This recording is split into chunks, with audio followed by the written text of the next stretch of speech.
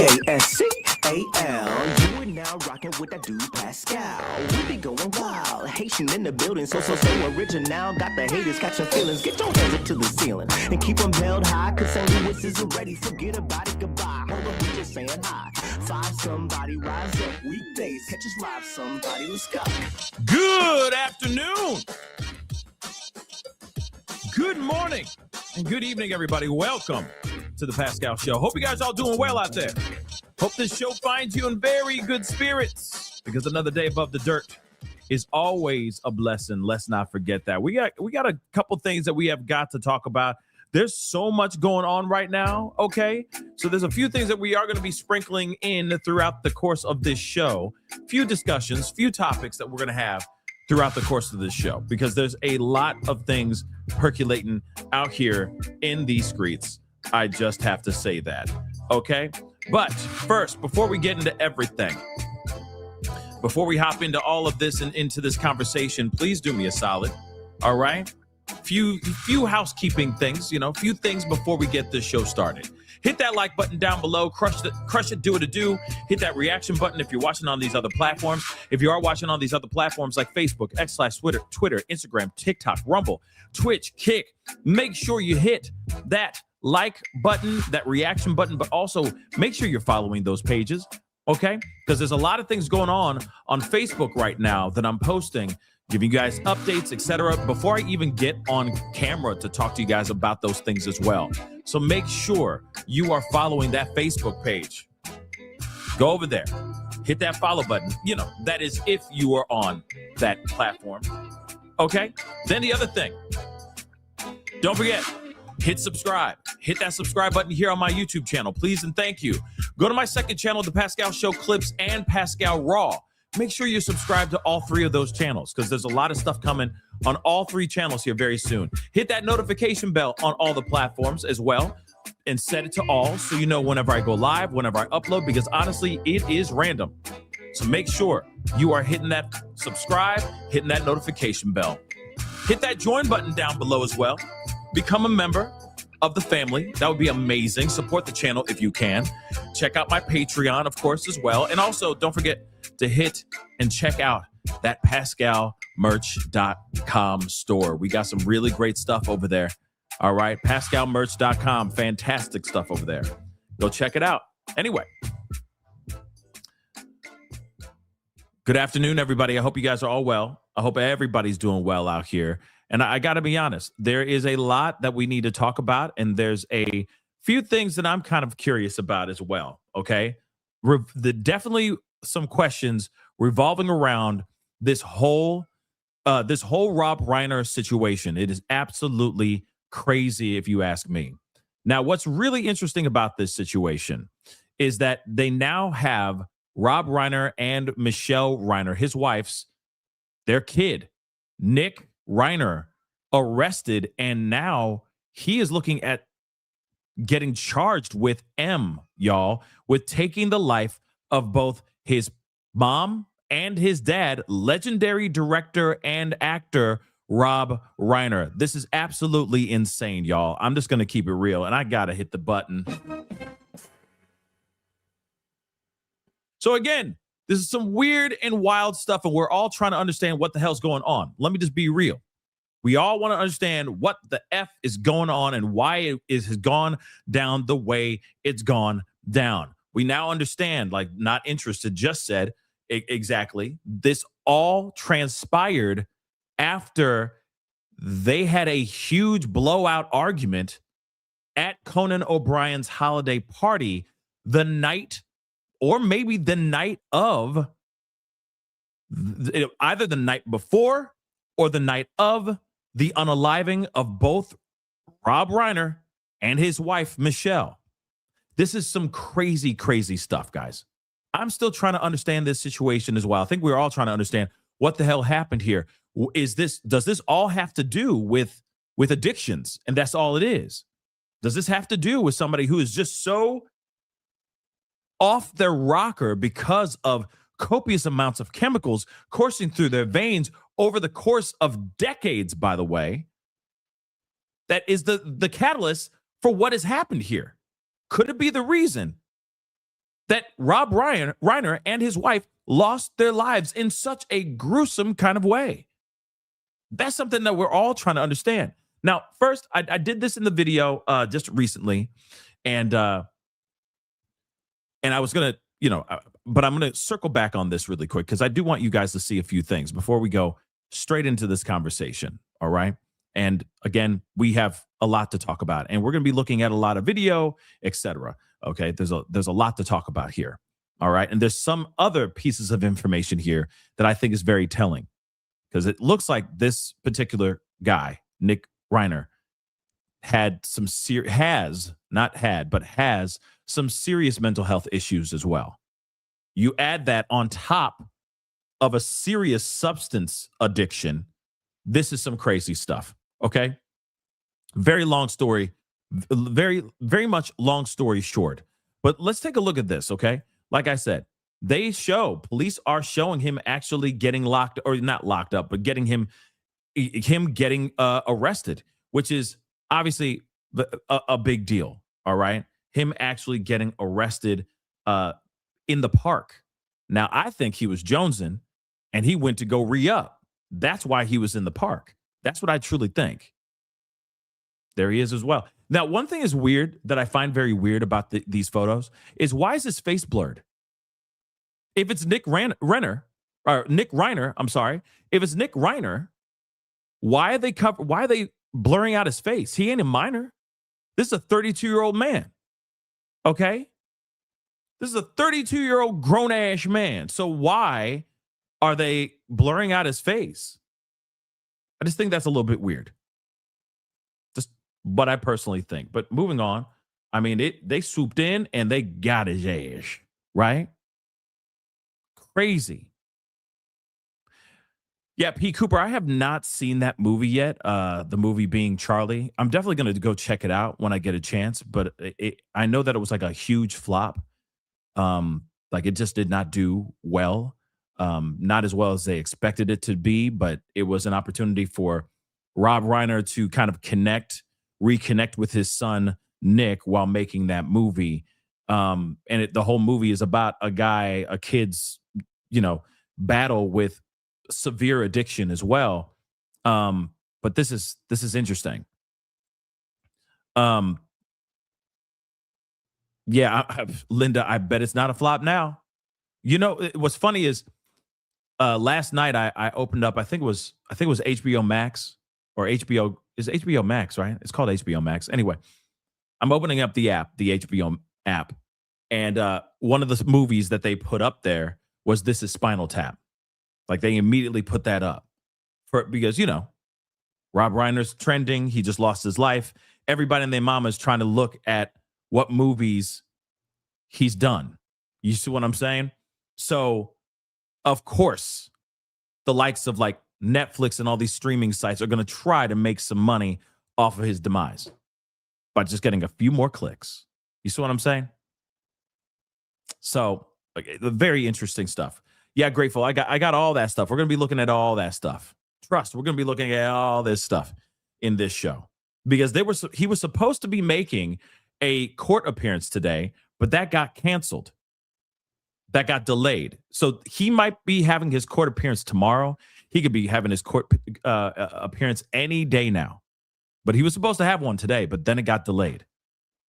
And then he also brought in a powerhouse of an attorney. He hired a very, very well-known, to be really honest, in the true crime world, all right? A very, very powerful, very, very well-known attorney to represent him in this trial that's coming up, which is also a very interesting situation as well. But some other pieces of information that I thought were absolutely shocking, and of course I talked about this stuff already, was the fact that Nick's hotel room was apparently covered in blood. Yes, y'all. And what's interesting about this is that he checked into this hotel the night before, or the night of the unaliving, before the crime, or maybe right after the crime. See, this is the thing I'm wondering, And I said it. I talked about it in the video I just did, but I'm just gonna exercise that thought here in a second for just a moment. Let's take a look at what they said here. All right, they say that he checked into the Pierside St. Monica Hotel at around 4 a.m. Sunday night or Sunday morning. So, and if we have this correct, he checked in the night or the very early morning hours before the demise or right after the demise. Do you understand what I'm saying? Because here it is. They say the check-in came in hours after he had this heated argument with his pops at Conan O'Brien's party. So Saturday night, they're kicking it. They're at this, very, very rich, ritzy, I'm sure, black tie event where everybody's at least in a suit, okay, at bare minimum, rocking a suit. It is the elite of the elite, Hollywood elite, all in the same room at the same time. Conan O'Brien, I'm sure, is doing his jokes and, having his fun. And out of nowhere, Nick shows up to this mug completely out his mind and rocking a sweatshirt. Like he just showed up straight up in like sweats, y'all. Not giving zero damns to the dress code. And apparently he was acting very, very distant, very awkward, and maybe possibly tweaking while he was there. Remember what I said yesterday? I said, I have a feeling he got caught. Either he got caught at the party, like about to do a bump or something like that, or he was drinking and he got caught drinking at the party. Well, no, the theory is correct, but it was so blatantly obvious that they had a blowout argument right there in the middle of the entire event because he was so out his damn mind that you couldn't deny that he was on something.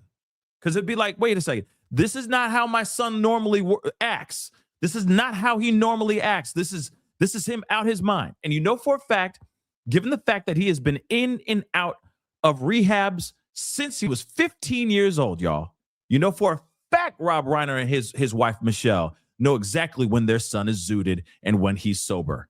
So, of course, he's showing up disheveled, rocking a damn hoodie, acting all tweakish.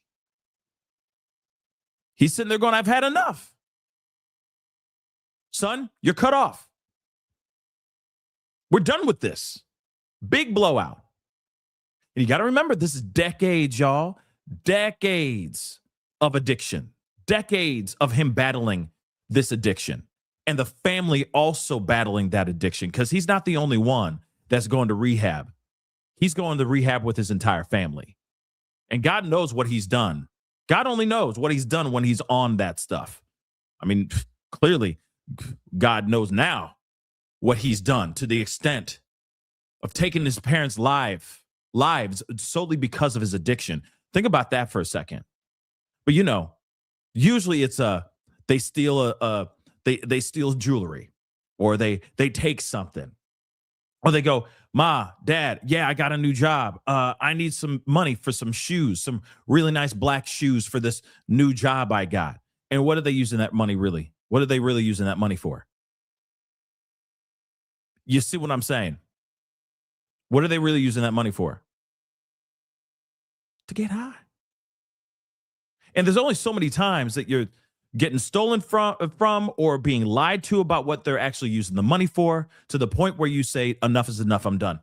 Back off, I'm done. Son, you're cut off. Figure it out. In fact, they even said that there were a couple years where he was out there living homeless because he preferred to stay high than actually trying to battle his addiction. He even talked about that too. So if you really think about it, and I hate to say it like this, but again, all this stems from his own addictions to the point where it took him to an even more disturbingly dark place where he was actually on top of his parents, seeing their life leave in front of him before his very eyes. And God knows what he was on when he decided to go and do this unthinkable thing to his mom and pop. All because he wanted to stay zooted, y'all. All because because of this addiction. That's crazy. That's absolutely heartbreaking. And now also, I'm going to get off the soapbox here in a second, but one last thing. You got to remember, he just rid his family, his brothers and sisters, of a mom and dad. Think about that too. Not a chance to say goodbye. Not a chance to,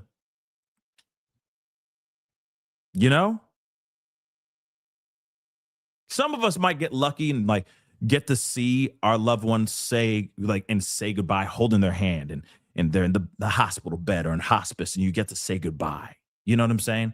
You know what I'm talking about. It's still tragic. It's still traumatic, but you at least get to say goodbye. These kids didn't even get a chance to do that. Now, again, you're right, Zekia. You're not wrong. This is still alleged. Maybe he had nothing to do with this. But with all the information that they're saying now, man, he was there when it went down. And it looks like 5-0 is acting exactly like he is the only one that did this. So this is some tragic stuff. But nonetheless, getting off the soapbox, they said hours after the fight that he had with his parents, he went there to the hotel room. Now, we don't know anything about this, okay? We don't know if he went there after he took the lives of his parents, or if he went there, he was stewing, angry as hell, right? Probably doing some substances, angry as hell, and then said, F it, I'm going back over there and we're going to talk. Or F it, I'm going back over there and I'm stealing some stuff. You can't just cut me off. What the hell's wrong with you? That's possible. Then he went back to the house, did something bad, and then came back to the hotel. Because you got to remember, they said, according to this article, they said that eyewitnesses were saying that when he showed up at 4 o'clock in the morning to check into that hotel, he seemed tweaked out. But they also said that there was no visible signs that he had been in some sort of violent confrontation, meaning there was no blood all over him. He wasn't covered in bruises or cuts or anything of that sort. So my theory is that he went there. He probably got shunned, banished from the home, kicked out. Get out of here. We're done with you. Come back when you're clean. Went there, got angry, was angry, looking tweaked out. Maybe getting zooted on the way to the hotel before he checked himself in. Went there, continued doing God knows what, got angry, and then turned around, said, F it, no, you aren't going to tell me what to do, and went back to the house. And then all hell broke loose. Because the way that they say that they found how the place, the hotel, the condition of the hotel was left in when he got arrested tells us a bit of a different story. Because if he walked in there and there was no red on him at all, yet they went into the hotel room and there was blood all over the place, a shower covered in blood. I mean, think about it. Think about that for a second.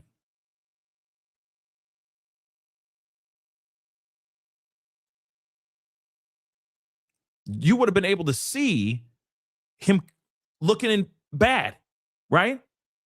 If he was at first checking in. You wouldn't be able to deny that unless he threw on a jacket. That's possible. Threw on a jacket, or maybe he was wearing gloves or something like that. I don't know, but it just doesn't seem to make any sense. My theory is that he got into that fight with at Conan O'Brien's a party. They said, we're done with you. Get out. He maybe roams the streets, goes and gets a little bit of a hookup, Then he finally says, F it, I'm going to go stay in this hotel room. I'm going to go check into this hotel. So he goes over there, continues doing more substances, gets even more riled up, more angry, etc. Then he goes back to that house and loses his mind and does God knows what to the family, right?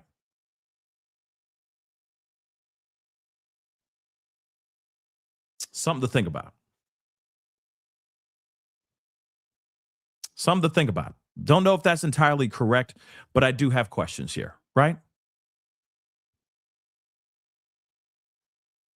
Because there's more information that we're going to be seeing here in just a little bit that we're going to talk about here in just a second. And it's just nuts. Like I said, just nuts.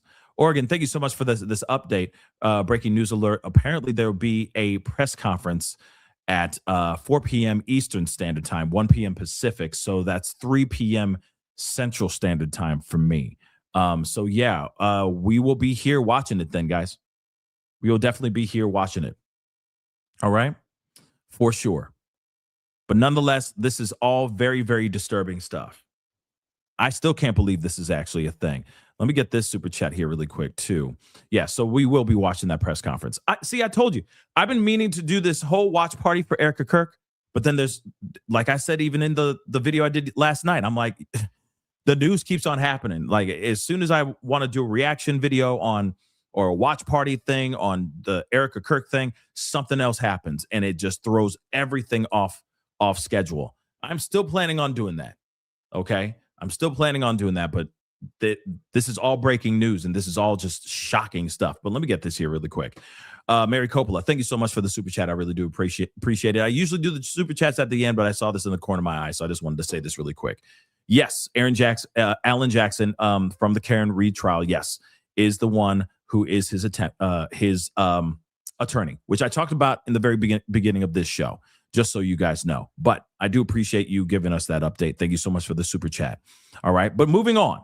We're going to talk about that here in a second because we're going to see his face, Alan Jackson's face here in a second as well. But like I said, if you've been following the Karen Reed trial, you know, if you're a true crime head, true crime junkie of any kind, then you know about the Karen Reed case. You know about Alan Jackson and him representing Karen Reed and possibly smashing her too. But that's a whole other conversation. Because there's a lot of theory and speculation about them being romantically together. But that's another conversation. That's a whole other Charles Dickens story. Dickens. Get it? But moving on, we got to get into this. He gets the reservation. He goes there, and I think he went there. He got mad, and then he went back to the Reiner's home, and then hell broke loose. And this guy's doing all kinds of stuff. This is not like he was only, into H or something like that. He also liked that meth as well. The meth. It's like math, but take the A out and replace it with an E. That crystal, that Heisenberg. You see what I'm saying? So apparently he liked doing that ish too. We got a story that we're going to be talking about here in just a minute. All right. So again, crazy. But moving on. The reservation was made just for that day, and that's it. Then let's not forget, he was also found. They say shower was covered in blood. The bed had blood on it as well. The windows were covered with bed sheets. Let's not forget that too. Okay. I think he was blocking out that stuff so that people couldn't see him doing what he was doing inside that hotel room. And I also think that kind of makes me think of a trap house. Like, I don't want to see any light. I just want to get in here and just chase the dragon, baby. I just want to get high. Let me just get zooted, man. I don't want to know if the sun is up. I don't want to know if the sun is down. So I think it's partially that too. He was turning his hotel room basically into his own personal trap house. But moving on. Windows covered by bed sheets.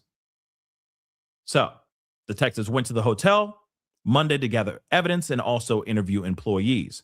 Then he was eventually tracked down and arrested around 20 miles away in Exposition Park near downtown LA. Why was he all the way out there at Exposition Park? Like, you know what? I'm just going to tell you the story. I'm going to tell you why. He was trying to get that hookup, y'all. That's what I think. That's what I truly think. I think he was over there. Not only was he, I'm sure, trying to distance himself from the actual situation, but I also think he was hanging out at that park to get to re-up on them substances, y'all. That's what I think. I think he was trying to score. Yeah. Listen, I'm going to be real. I don't care how callous or not callous this guy is. Taking the life of your parents when maybe you've never done something like that ever before, serial monsters, they do that. It's nothing to them. But for someone who's done something like that, I'm sure he's trying to blanket every emotion, trying to put a Band-Aid on a bullet wound of all the emotions and the memories of what he just did to his parents. And of course, let me just say this again, allegedly did to his parents. And he's probably trying to cut all that out. And remember, he has severe addictions, y'all. Severe. So I could see him going to this park, trying to get that hookup and also trying to lay low. But they were able to find his ass. And thank God that they did. Now, here's the thing. Before we go into why, because everybody's like, it's been canceled. I know. It's in the title. It's in the title. It's in the title. So I know it's been canceled. We're going to explain why in just a second. But before we get into that, there's some more information I think that's very important here too. He has a history, y'all. Not only does he have a history of addiction, but he has a history where his addiction gets the best of him and he does crazy stuff like this. And yeah, he does some things that are really messed up. Like trashing his parents' home while on that math.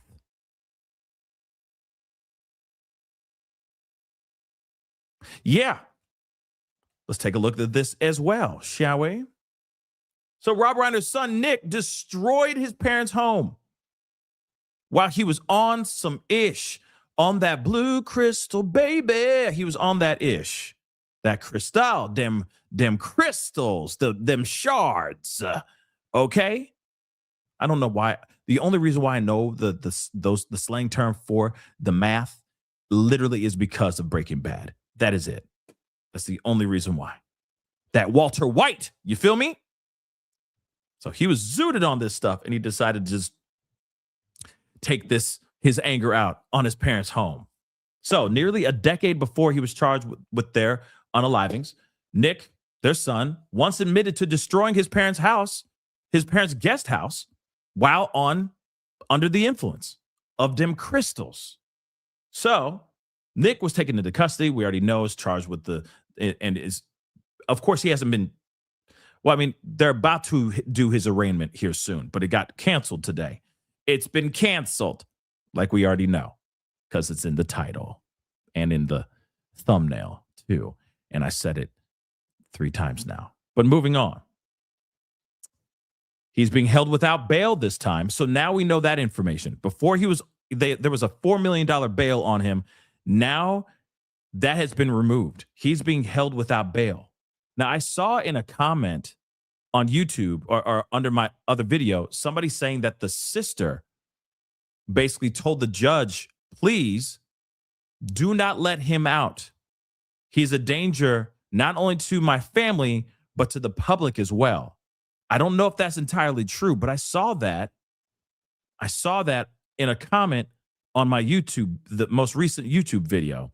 And that's crazy. If that's true, that's nuts. And maybe we'll hear about that here throughout the course of the show. But moving on. So at an unrelated press conference on Monday morning, LAPD chief said Nick had been booked for what he is being alleged of doing, okay? So on a 2018 episode of Dopey podcast, Nick, 32 years old, said there was a moment the year prior that he was totally spun out on uppers and destroyed his parents' guest house. When one of the podcast hosts asked about the time that he got sequestered in his parents' guest house and then wrecked the guest house on that math, he replied, "Yeah, I went 10 rounds in my guest house." You mean your parents' guest house, not your guest house, but it's okay. Moving on. It's not much of a story. I got totally spun out on uppers. I think it was the yay on something else. And I was up for days on end. So he recalled that in an episode in 2018. I started punching out different things in my guest house. He said he, quote unquote, started with the TV.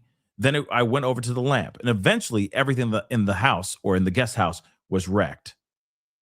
He said he didn't, quote unquote, even remember if he hurt himself during the incident. And when asked if there was, quote unquote, any logic at all that you can remember to his behavior, Nick said he was in a state where he was crazy and there was no logic to his to his actions. Oh, interesting. Could this be what happened to him this time? He did say, though, that his parents had, quote unquote, told me I had to go prior to the incident. Parents told him he had to get out. And guess what happened? He lost his damn marbles. Real talk. He lost his doggone mother-loving mind because of this. Go get that money, Holly. Go get that money, girl. Get that money. Stack them breads. Moving on. And everybody else who's listening and watching about to go get that money. Go get that money. Okay? Go get that money, boo-boo. Okay? Get rich. Let's go. So, but have a great day at work. Yay. Moving on. So he began struggling with addiction when he was a teen and was in and out of rehab until he was 19 years old. He and his dad collaborated on a movie, which we already know about, and about his difficulties with addiction, called Being Charlie, which, by the way, I will try to see that tonight, just so I can see it for myself, which not only explored the complicated dynamics between a famous father and his son struggling with addiction, but also the reservations Nick had about rehabilitation facilities. Following the news of these two, the Reiner's demise, respectfully, multiple sources told people that it was Nick who actually unalived him, and that their daughter, Romy, found him. So I'm assuming this is the same sister that went to the judge and said, "Please don't do a bail. He is a threat. He is a menace to us, and he's a menace and a danger to the public," which is wild. The couple's family confirmed their tragic demise in a statement on Variety, saying, "We are heartbroken by this sudden loss, and we ask for privacy during this unbelievably difficult time." Along with Nick, Romy, Rob, and Michelle, they also shared a son, Jake. He also has Rob has an adopted daughter that he adopted with Penny Marshall back in the day when he was married to Penny Marshall. Also a very good director too, Penny Marshall. But anyway, Penny Marshall has some good movies too. But again, interesting. What was she the star of? She was on a sitcom back in the day too. We're gonna make our dreams come true. What is that song or that show?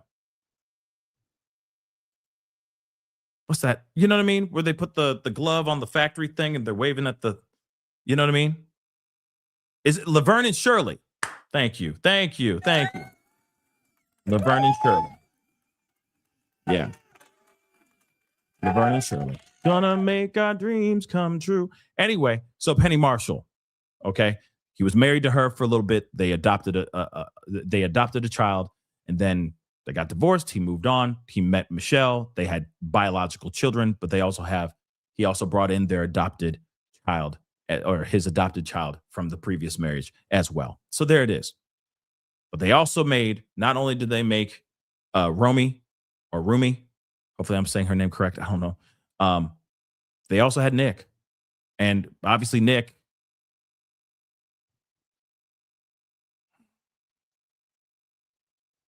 it's crazy. I don't know. This situation. What's so scary about this to me is that it's somebody. You got to remember, there's a moment in every parent's life where you realize you're about to bring a child into the world,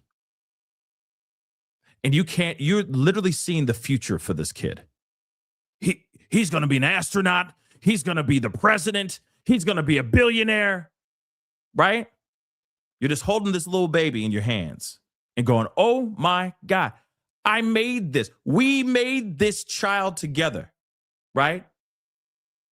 You know, that excitement. Because you're like, the possibilities are endless. I can't wait to see this beautiful, beautiful child become the best versions of you and me, right? Only to find out that child ends up being the one that ends you. That is so disturbing. That is so disturbing. Now, I heard about the Jubilant Sykes situation as well, an opera singer that was unalived by his son as well. That just happened a few days ago, by the way. It's some very very scary stuff if you really think about it. Like I said, yeah, I feel like that's for anybody. You're raising a child, and even so, it's like Brian Koberger being born, and the parents are holding that child, and you're believing and hoping that Brian Koberger's parents are good parents, right? And they're holding this child, and they're like, "Oh my God, we will name you Brian," and only to find out that in the future, they're about to just like end a whole bunch of people. But then it's even more diabolical and even more crazy that the person you're giving life to and bringing life to is the one that takes your life. Do you realize how scary and wild and messed up that is? Like the snake eating its tail? Like it's so crazy. It's so crazy. Am I the only one that sees that to be just so beyond? Like a really messed up Twilight Zone episode, but it's real life. You see what I'm saying? That's some crazy stuff. And again, I will say allegedly, but I believe he did this, y'all. He did this. But imagine you're holding that child. You know, Hamanana, Himanana Hana. You know what I'm saying? Benny Hana, Benny Hana. You know? Circle life. You know what I'm saying? With all that Elton John this, okay? And you're like, damn. And he the one who takes you. Man, that's crazy. That's crazy. That's crazy. And very scary. Makes you look at your children different. I'm kidding. But it's scary. It's like, dang. I mean, you know, you'd think that would never be true, but it is, you know?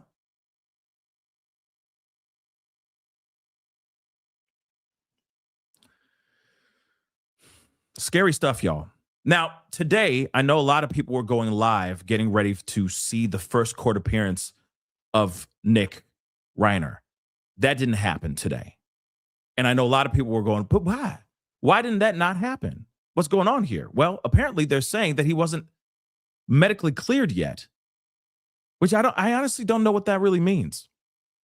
Apparently this is a standard that they have for every single inmate, for every single person that's about to be brought into court. It is a normal thing.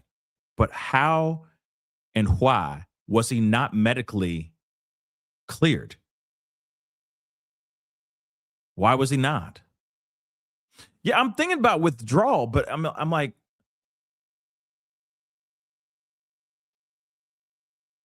usually they'll say, we don't care. Is your heart beating? Sure, you're sweating bullets, but tough cookies. Time to go to court. You see what I'm saying? They don't give a damn about people. They don't give a damn about these criminals. I mean, it feels like the court gives a damn about PDF files and S offenders all day long, more than they actually give a damn about people who are out here just straight up murking people, allegedly. But yeah, detox does take time. I just feel like they wouldn't give a damn. Go. You did this to yourself. Go. Be jonesing all day long. We don't care. Go. Get yourself in front of that judge. We don't give a damn. But, I digress. I definitely digress. And if he's going through withdrawals, like I said, I just don't think that there's any patience. I don't think that the courts and all that are going to be like, well, he's going through some crazy withdrawals. Can we just do that another day? No, they're going to be like, F you. We don't care if he's still high. Bring him out. So I'm wondering what that's all about. But this is very interesting. Let's take a look at this. Okay. We got Alan Jackson coming out to speak about this. Okay, so we already know he's being charged with all this and being looked at for the possibility of taking the lives of Rob Reiner and Michelle. And I truly think he did this, but we don't know what he's thinking. He may not remember any of this, and he might be like, I didn't do it. You never know. He might be that crazy. I didn't do nothing. So prosecutors were expected to decide whether and how to officially charge Nick in the unaliving of his parents. But that will have to wait because Nick's defense attorney, Alan Jackson, who also represented Karen Reed and got her acquitted on those charges, by the way, or at least the main ones, right, says his client is not medically cleared to appear in court. As we first reported, he was on S-Watch at Men's Central, or the MCJ, I'm sorry, in LA, where he's being held without bail. Jackson said this morning he has not received any filing yet from prosecutors, and he doesn't believe the court has received any filing either. So we already know about them breaking the story. He was acting very strange Saturday night at Conan O'Brien's party, and then after that, they had a huge blowout, and then Rob and Michelle lost their lives. Wild. Let's hear what Alan Jackson has to say. That's not it. That ain't Alan Jackson. The hell? Hold on.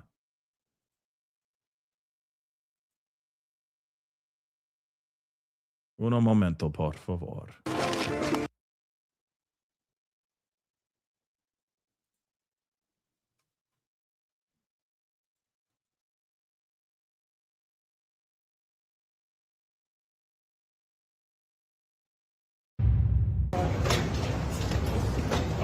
No period things.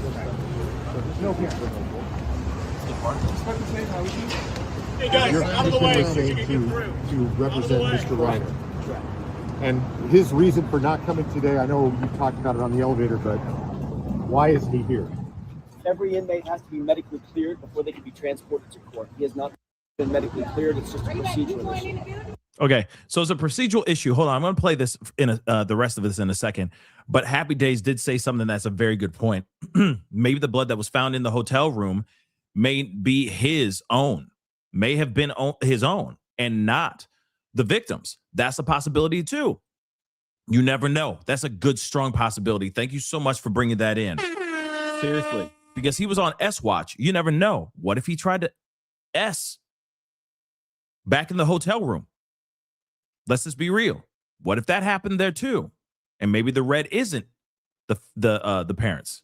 What if he took a shower after he did what he did, and then he checked himself into that hotel room? Now you got now Happy Days. Okay, Thursday, Friday, Happy Days. Thank you so much for this, because again, in my mind, I'm only thinking like, two different scenarios, but there could have been a scenario where he did what he did, went and took a shower to clean himself off.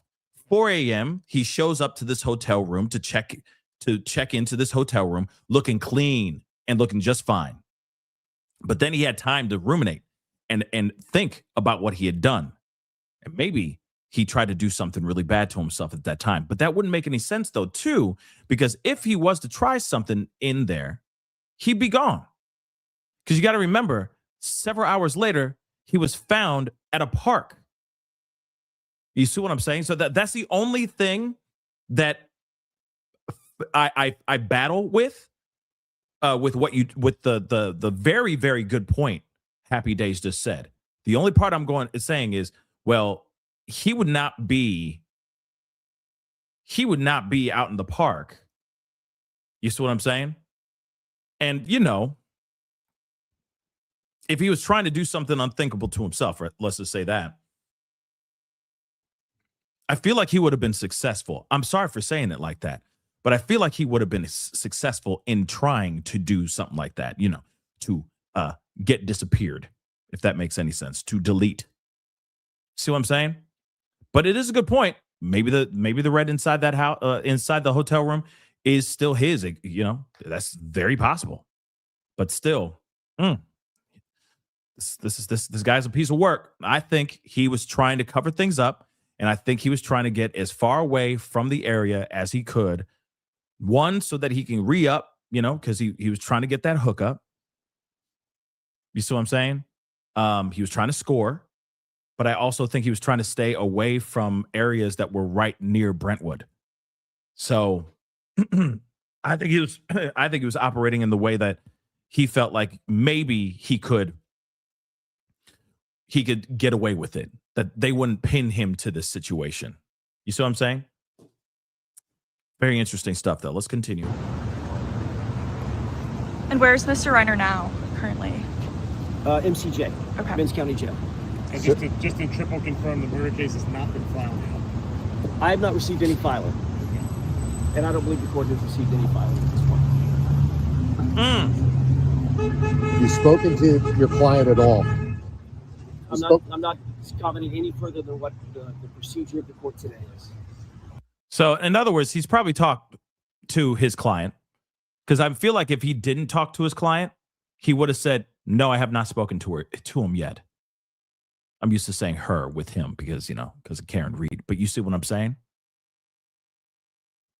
That's just what I think. But here's the other thing, too. I'm asking this question. It's just a question. Him getting hired as Nick Reiner's lawyer, what does that say to you? Come on now. Now think about it. He just got done with a very, very high profile case. Everybody and their mama was at each other. Still to this day, people are still at each other's throats over the Karen Reed trial. Huge, high profile case, the Karen Reed trial. He gets hired as Nick Reiner's lawyer. What do you think this means? I don't think Nick is going to say and fess up to this. I think this is him saying that he's about to enter a not guilty plea. Real talk. That's the vibe I'm getting. Not only does he have a whole lot of money. Yes, he's got money. You okay? Money. He got money all day. We already know that. Comes from a very, very rich family. But also, Nick ain't dumb either, because he could have just hired anybody to do this stuff. You still need a good lawyer, even if you are going to plead guilty. You still need a good lawyer to help the process go well and all that, right? And maybe you can get a lesser sentence, or maybe you can find a way to sweeten the deal and all that. But that's not the case here. The vibe I'm getting right now, like, this is as if he went and got like Johnny Cochran. You see what I'm saying? It's like getting Johnny Cochran in a way. It's like, oh, no, you're going to fight this. So in other words, you're going to fight this. You also got to remember the angles that he had, that Alan Jackson had for Karen Reed's case, going after and trying to show that the Canton PD were corrupt and trying to use that as an angle, as an argument, saying that she is 110% innocent and all that. I'm just saying, just if you don't know anything about it, go check out one of the many documentaries about the Karen Reed case. You'll get it really quick. But they were able to put that into the entire case. It became very complicated. And they showed absolute corruption as well. He hired this guy for a reason, y'all. This is not somebody he just hired for ish and giggles because he just has the money. He hired this man for a reason, and I truly think he's going to enter a not guilty plea. But what's the angle? That's what I want to know. Is he going to say insanity because he was so under the influence of some sort of narcotic? Think about it for a second, guys. And of course, Alan Jackson wants to hop on this. It's a thick-ass steak that he gets to eat.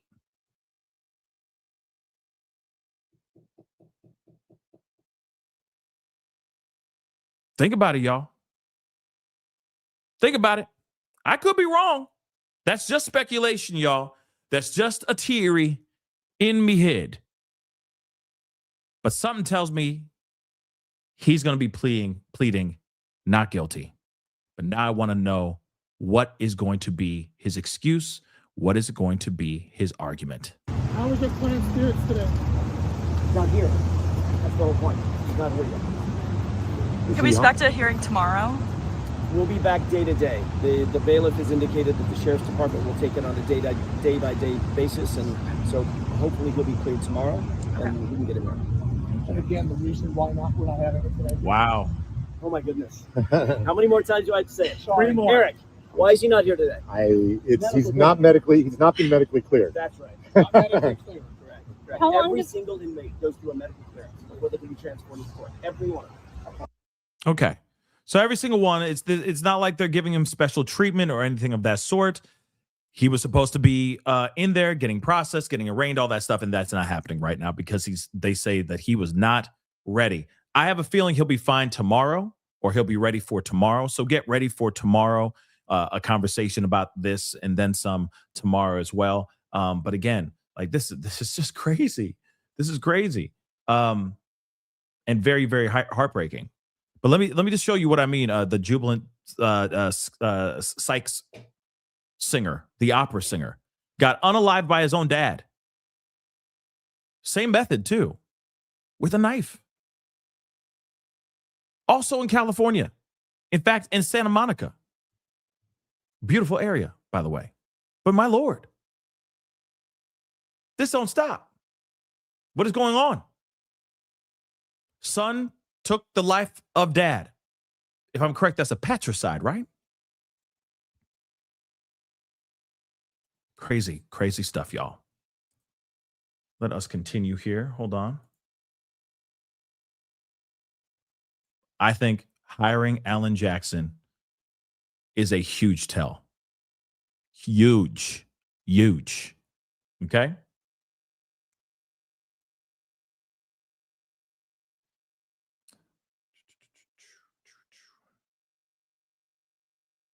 Okay. Sorry, 1 second, guys.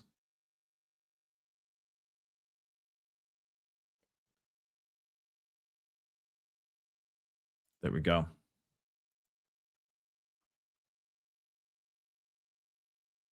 It's just, this whole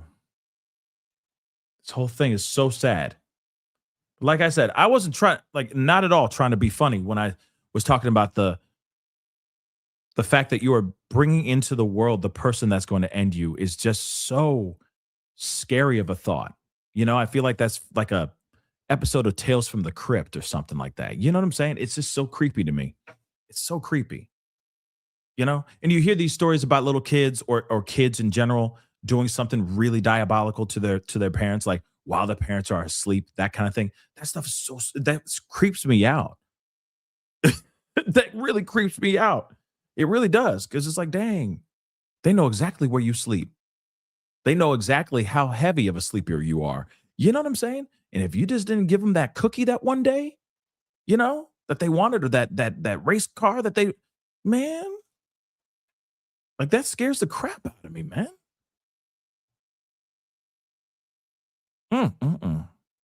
Let's go over to Brian Enton. He had a few things. He had a few things to talk about. So let's take a listen. We're gonna just hop around, take a few pieces from this as well. And it's a very, very sad part of this story. So she told police who she suspected, which was her brother. I'm just looking at some of my notes here from earlier today.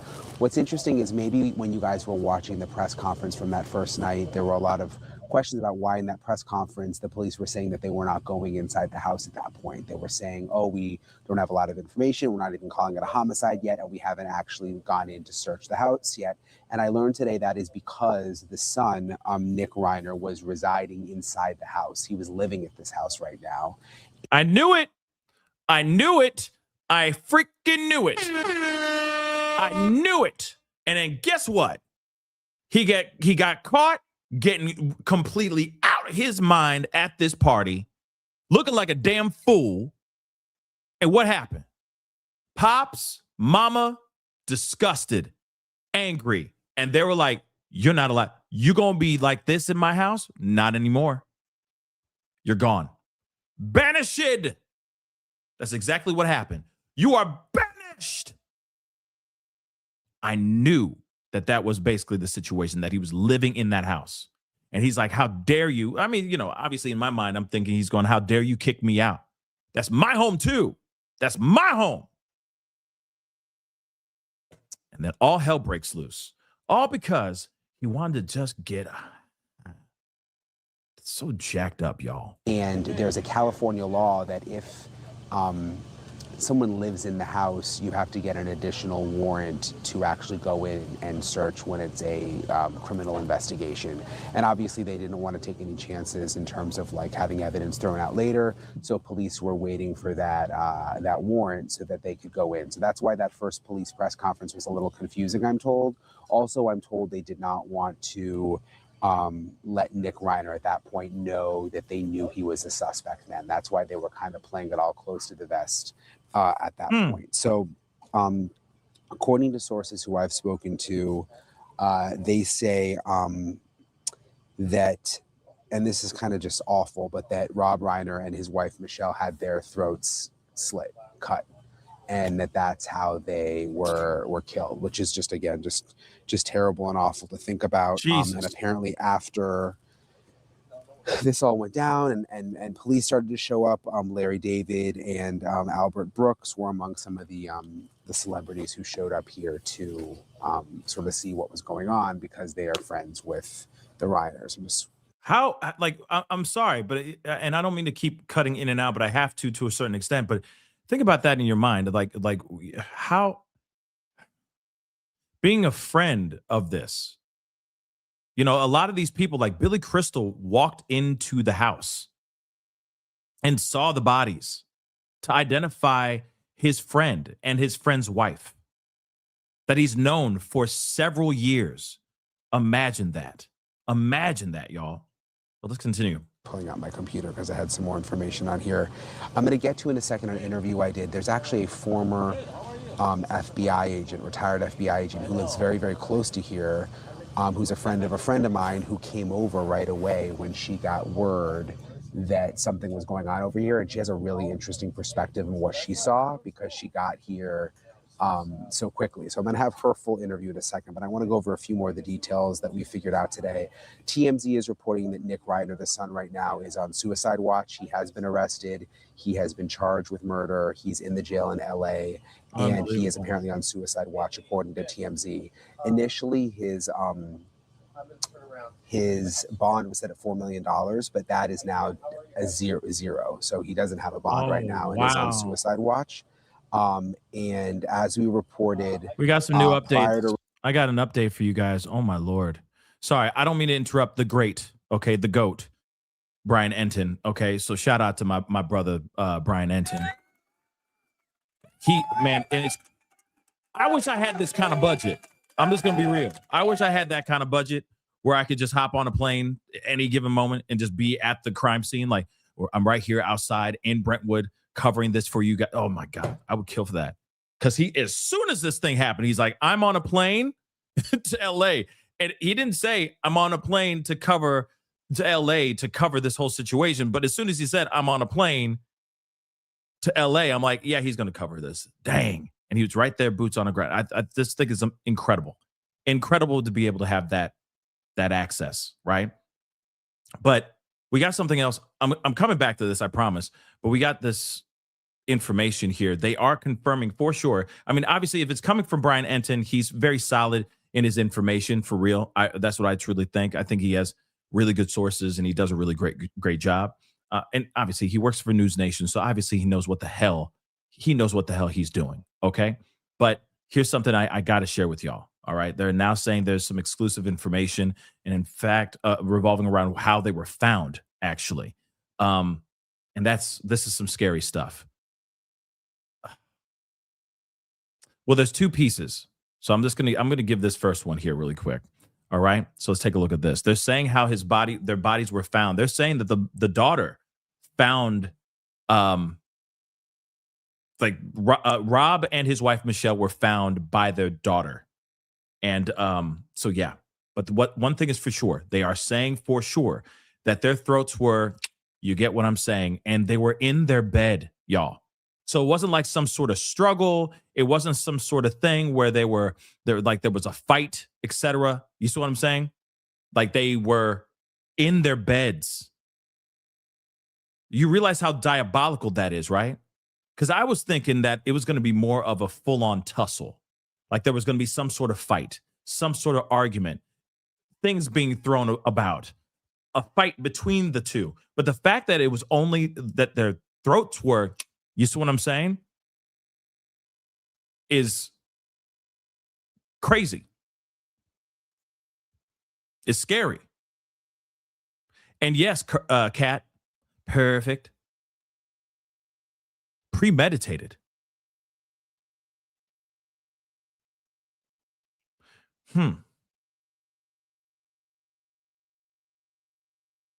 Now this is when I want to talk to a forensics person and ask them the logistics of someone actually getting like the blood splatter. I hate to talk about that like this, but I got to ask the question. How messy does that get if it's just them getting this sliced? You see what I'm saying? Could he actually show up and check into a hotel room and look like he has no problems, like that he looks clean? Think about that for a second.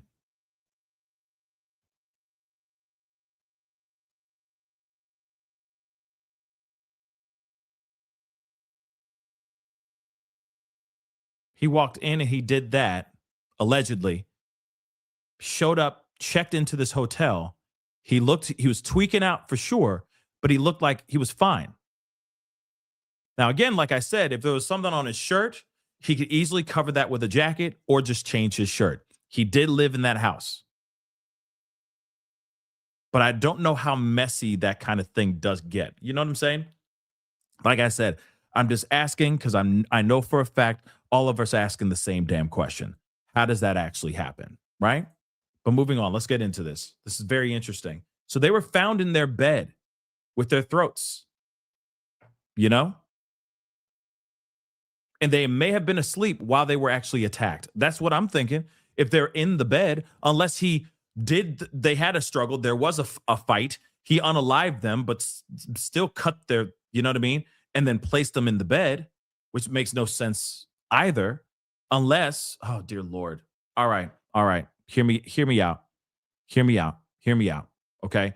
Unless he was trying to go with the whole, who could have done this to them? Like the culprit's still out there and it's not him. that somebody may have snuck into their home and did this unthinkable thing to them. But then we heard from other sources saying things about multiple wounds on the body, on the bodies. So think about that.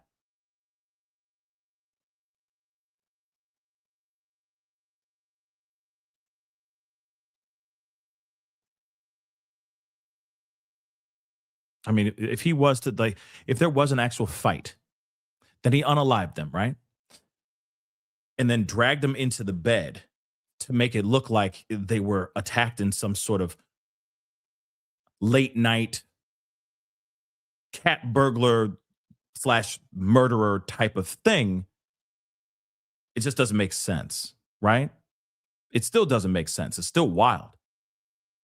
But if they were found in their if they were found in their bed with no other wounds on their body, just this was hurt. You know what I'm saying?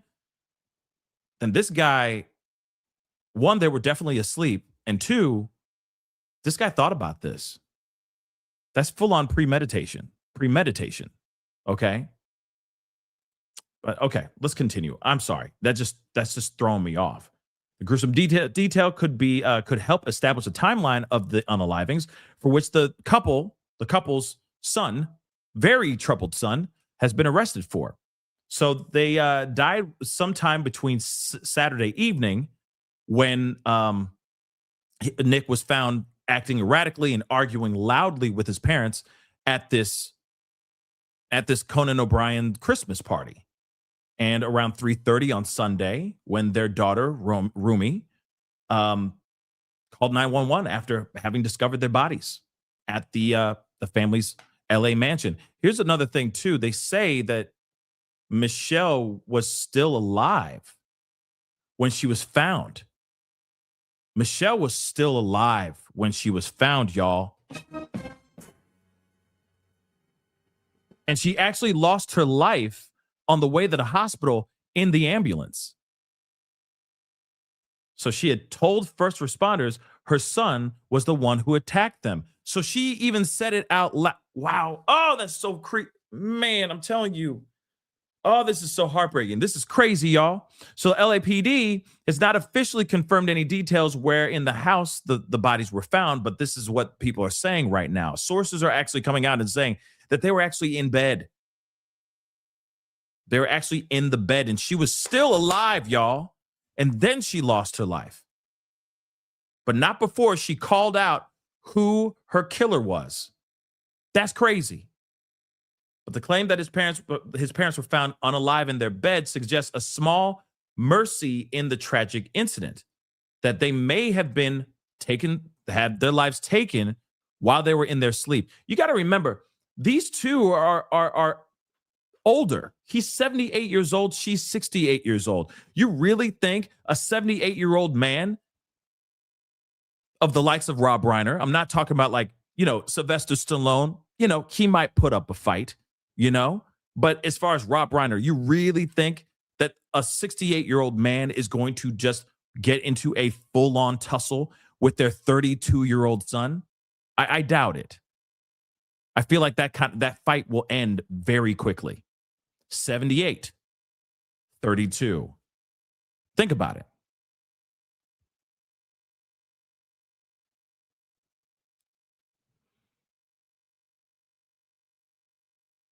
That's crazy. No. I'm saying that, sorry, when I said 68, 68, his wife, Michelle, was 68 years old. Okay? He's 78, she's 68. So just imagine just being older and being attacked. And I mean, I've already had this conversation with you guys before, especially when we talked about Brian Koberger. Fighting somebody with a bang bang, with a pew pew, like, yes, it's still dangerous. Yes, you could definitely lose your life like that. Okay. But one thing's for sure. As soon as that gun runs out of bullets, it's a paperweight, y'all. Yeah, you could use it to hit somebody with, but other than that, it's just a paperweight. It's not as deadly anymore. But with somebody with a knife, have mercy. good luck. You going toe to toe with somebody with a knife? 9 times out of 10, that person's going to win. It only takes one hit, only takes one. And that knife never runs out of bullets. You see what I'm saying? So again, if they were to even go toe to toe with their kid in a tussle, he's going to overpower them without a question. So it's just something that we have to put into consideration. It's still just very, very creepy. Okay. But it is true. Never want to be in an alley with a dude with a knife. Sure, you never want to run into a man or a person with a gun either. But a knife, yo, sure you can outrun a knife. Yeah, you can. But if you're going toe to toe, and you don't have a knife with you, it's dangerous stuff, y'all. Dangerous stuff. So we already know about the loud fight, okay? One partygoer said Nick was freaking everyone out, acting crazy, kept asking people if they were famous. Fears for the family's safety were only raised when a masseuse arrived at their $13.5 million mansion in Brentwood. So at 2 p.m. the next day, and no one actually answered the door. So their 27-year-old daughter, who lives across the street, then reportedly investigated and called emergency services when she discovered the horrific scene. She lived across the street, y'all. That's just so sad. So the LA Fire Department says first responders were called to the Reiner home around 3:30 p.m. on Sunday and tried to render aid to the stabbed couple. Nick, one of their 3 children, had been living in the mansion's guest house. A source close to him told the Daily Mail. Nick had been living in their guest house, the same one he destroyed more than once, but it had been like a revolving door all of his adult life. He would do math and not sleep for days and have outbursts, breaking things, punching walls. Now, again, if he's on that crystal again, it seems so strange that it would go from vandalizing a home to straight up murking somebody, 2 people. He was a ticking time bomb. His substance use was getting worse, and his parents wanted him out. So once again, they wanted him out of that house. Go live on the streets if you have to. We are done with this. We are done, son. We are done. Go. And guess what? He's like, nah, I ain't going nowhere. You guys are going somewhere. It's tragic.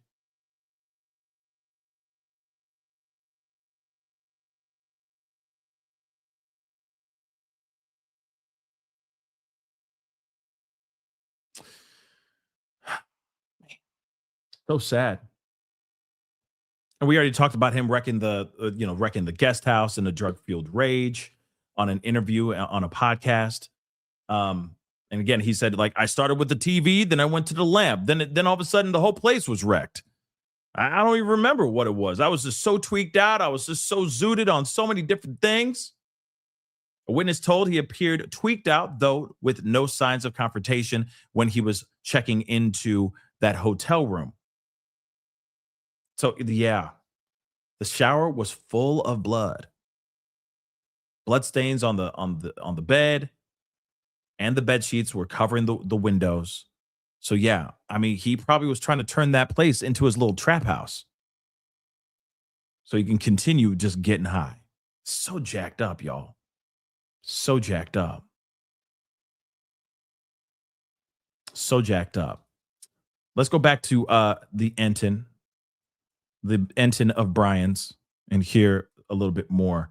But now we're hearing that the mom her last words were her naming her assailant, and her assailant is her son. Her last dying breath. Imagine that. Unfreaking believable. Rob and Michelle stabbing. The son got into a very loud argument actually at a party on Saturday night, the night before. at Conan O'Brien's house. Apparently, there was a Christmas party at Conan O'Brien's house, and Rob Reiner and his wife went and then took their son, and their son got into a fight with the dad at Conan O'Brien's party. And the reports are that other people saw this happen and that it was ugly. And also that What? that Nick Reiner wasn't really. Hold on. Now I'm reading something from TMZ. Thank you guys. You guys said, wait a second. Don't say all that because TMZ says something completely different. What the hell? Hold up. Hold up. We're coming back to Brian Enton. Don't worry. This don't make no damn sense, though. What?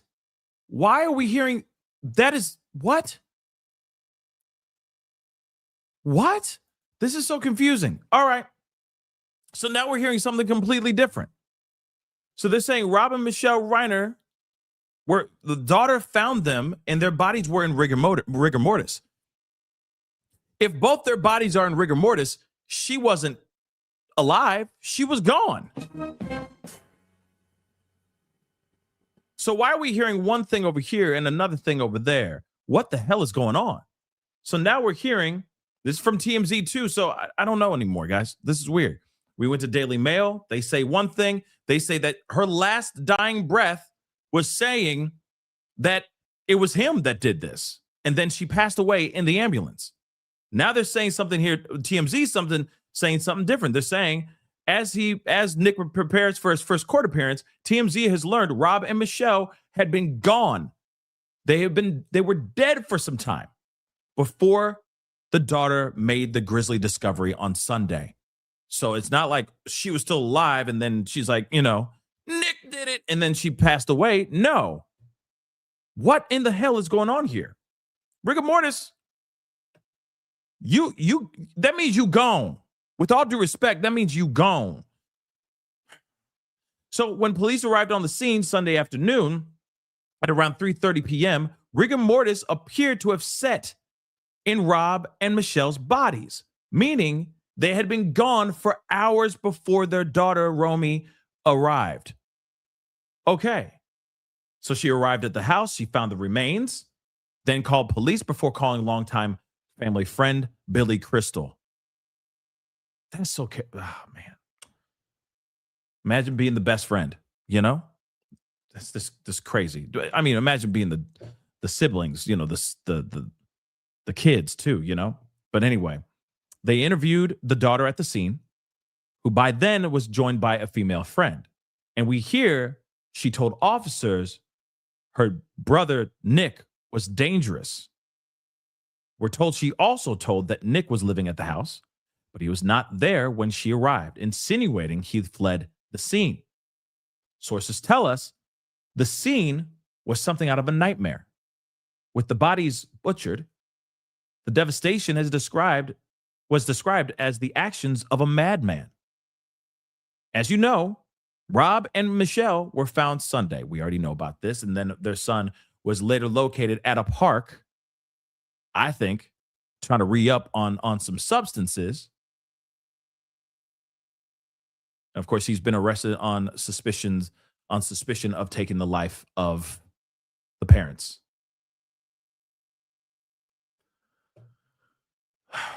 He's on S watch, and of course, he has no bail, which I'm happy that they have no bail for this piece of work. That is just crazy. That is just crazy. But let me play a little bit more of Brian Enton. Thank you guys so much for bringing that up. I appreciate you guys sending that to me too. So I'm like, who's what and who's, you see what I'm saying? Because again, yeah, Cali kills. Let me tell you something. When you have somebody out here or reports saying that they were butchered, what does that mean then? Because if it's just them getting and they were found in their bed, that's one thing. That doesn't sound like butchered to me. That just sounds like they were, and that's it. But see, now we gotta side eye what Daily Mail put out here, because the Daily Mail is saying that it was just their throats and that's it. But if it's an actual vicious attack, We don't even know if they were found in the bed. They could have been found on the floor. They could have been found somewhere. So there's a bit of misinformation that's flying somewhere, but who is the one who's actually shoveling and checking out the misinformation? Is it TMZ or is it Daily Mail? That's the problem here. Welcome to what we were having issues with when it comes to the David and Celeste situation. Remember, the medical examiner, according to TMZ, said that that girl's body was half thawed out. Then you had police coming back being like, no, whoever said that is out their mind. There was nothing about a body being frozen ever being said or talked about. Remember all that? That came from TMZ too. So I don't know. That pushback was because of TMZ putting out information that the police at that moment were saying were not true. We're also, I want to remind you, we're also dealing with LA again. We're also dealing with LAPD right here. So let's not forget that too, guys. Remember, it's LAPD that we're dealing with right now. You see what I'm saying? Yeah. So this is a very interesting situation, guys, for sure. But I still believe that they have their guy. I still believe that they have, like, Nick is the one. He did it. But you know for a fact he's going to try to fight this and say, it wasn't me. Or he's going to go, I was there, but I just walked in and I found them and then I freaked out and I ran. You see what I'm saying? And that's the other thing too. Good question right there, though. Let me get this. Remy's stuff. Good question right there. Okay. 0 cameras. Not one camera inside that house, inside that multi-million-dollar house. You mean to tell me there ain't no cameras? You telling me that there's no cameras of him walking in and out and doing all those things? We ain't gonna see none of. I'm just saying, yes, cameras for sure. They are celebrities. They are very successful and very wealthy people. And this is a very expensive area, suburb of LA. So yeah, there's gonna be cameras. There's gotta be. If they're not, I'll be shook. I will be shocked, y'all. So again, who's telling the truth? Is it Daily Mail or is it TMZ? I'm confused now. TMZ says rigor mortis had already set in when the daughter found the bodies. Daily Mail says the wife, the mom, Michelle, was still alive when she was put inside the ambulance. And inside that ambulance, she named her assailant before she died. Which one's true? I leave that up to you. Here's the other thing too. Remember, I don't think LAPD takes kindly to the likes of TMZ anymore. And I'm not trying to knock TMZ. But I'm trying to point something out. They're kind of doing them dirty. They're kind of doing TMZ dirty with the David stuff. Who's to say that they're not getting solid information from their sources right now? It's just a thought. Could be something, may not be something as well. But we'll see. Let us continue. That's true. Gene Hackman did not have cameras in his home either, which is weird. It's weird. But you'd think having a son living in that house or in the guest house, you'd think that there'd at least be a camera on the outside, you know, like in the garden or something like that, in the backyard of the house, you know. And we're talking about LA too. We're not talking about some, you know, some home out in the desert somewhere, some remote place. We're talking about LA. LA crazy. There's a lot of people out here trying to get their thuggish ruggish bone on. And they'll just go up to any place in Brent Hood, Santa Monica, anywhere to get some things. So it would be just, extremely dangerous for them not to have cameras anywhere on that on the premises of that home. Really fitting in. I guess it was kind of a dressy party and he was there in a hoodie and not really talking to anyone, and something just seemed off. And again, this was the night before the murders happened. So also, I mentioned some of the celebrities who came over here right after it happened. Billy Crystal, apparently also according to TMZ, and his wife Janice came over right after they got word, and they saw the slain bodies of Rob Reiner and his wife Michelle. TMZ is reporting that they arrived at the scene in a flash because there were family members who called them about the horrific discovery. I guess it was the Reiner's daughter who, again, came over, made the discovery, called police, but then also called Billy Crystal. So it was quite a scene out here when all of these people were showing up, including the woman who I'm going to interview here in a second. In terms of Nick Reiner's troubled past, his dad had apparently desperately tried to help him over the years. He'd been in and out of rehab. He had been homeless at one point. Mm-hmm. There was actually a film that they did together about him suffering from addiction and his mental health issues. He'd suffered with these issues since he was a teen. And they, and the son co-wrote the film. It's called Being Charlie, about their mutual struggles. And Rob Reiner actually directed that film. So that's something that the family had been dealing with for quite some time. And again, I mean, it was bad. There was drug problems that he had, and he was in his first rehab facility around his 15th birthday, I learned today. Went to rehab That's over crazy. and over again, ended up homeless at one point, living in other states homeless, Maine, New Jersey, Texas, homeless as a teenager. So he really... I mean, it's bad, and it's so sad for someone to have such a devastating disease like an addiction like that, where it's that severe. It's really got a hold on them, and it's something that they have to live with for the rest of their lives. They just have to battle it every day. It's very scary. But if I'm correct, this is a neighbor who is speaking out. This is just crazy. Shout out to Brian Enton, y'all. Now by Maureen O'Connell, you are a retired FBI agent. Yep. But you were actually out there last night. Yes, I went there yesterday. What happened? I got a phone call from a friend, a Jewish friend, who had heard from a very good friend of the family that this tragic event had taken place. And my concern was that Jewish people were being, targeted, because don't forget, we had that huge, terrifying event on Bondi Beach. So I thought, could this be related? Could this be could this be happening all over the country, so to speak? She's got a good point there. You had the tragedy that happened. Didn't that tragedy happen in the same day?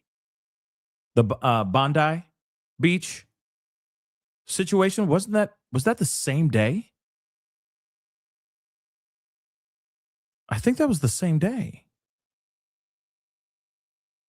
Yeah, it was the same day. So the same day that he lost his life, the families, this couple lost their life, is the same day that the Bondi tragedy happened as well. Day one of Hanukkah, by the way, guys. That was the first day of Hanukkah when all that tragedy went down. So that's very interesting. So this former FBI agent ain't wrong for assuming or asking those questions. That makes sense. There's a connection there. It's so funny. It's so strange because it feels like the same day. Just, I don't know. The Saturday and Sunday feel like one big day for me. It was just so busy. So that's very, very, very interesting. He just said, yeah, I mean, a lot of people are still asking that question if maybe, dealers were involved, right? I don't know about all that, but this is bad. So I just went over there and I talked to some of the neighbors that were outside, and one man approached my vehicle and he said to be very careful because the person they were looking for was on foot. The assailant was on foot, and that I should just be very careful, which I wasn't worried, but okay. And then I asked him what he had heard that happened, and he said both Rob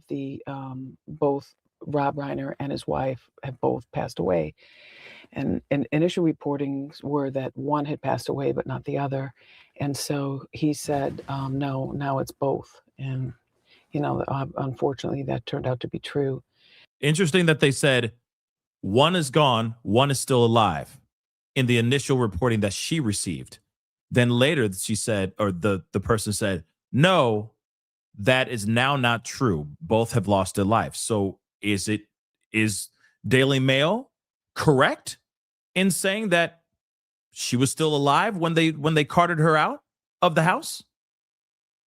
That's possible.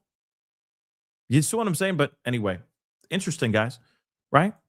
Many people in the neighborhood say that the son, Nick, had been troubled his whole youth. And again, another tragedy. But to stab both your parents is just, and then for the sister to find them is just unbelievable on Hanukkah, And the sister, she live right there? She lives right across the street, is my understanding from what the neighbors say. The neighbors say that they're just a very vibrant family. They have a lot of, they entertain a lot. They're just great. They're just, by all accounts. Yeah, you could tell from the decorations at the house. It kind of has that vibe. Like it has a happy It absolutely feel does. to it. Yeah. Did you get any more information about what happened? Like, I mean, we know that they were stabbed, but is there any more detail? No, just from all the neighborhood blogs. What good does that? It's not true reporting, but people are saying that the attack was on their necks, or they were slashed. Yeah. Their throats. Well, that's what we've been reporting too. Yeah. And that's the only place, or was there more? You see what I'm saying? Were they punctured a bunch of times and then they have a throats situation, or not? Right? I mean, I think we all want to know more of the breakdown, because when you see, that's the thing. My problem is when they say stabbed, when they say that word, I don't think this. See what I'm saying? I think of puncture wounds. Punctured, right? So was it that and that? I'm curious about that too. But we do have the press conference coming up very shortly, okay? Just so you know, it's in about 45 minutes, guys. Not really in 30 minutes, but it's going to be in about, now 40 minutes or so. So a little over 40 minutes from now. So just get ready, because we'll be here to watch it all. All right? It's going to be happening very soon. All right? But let us continue. And also, guys, don't forget to hit that like button down below, please, and thank you. Crush it. Hit that reaction button. I'd love to get it to past 1K. If you can help me get it to 1K, that'd be greatly appreciated.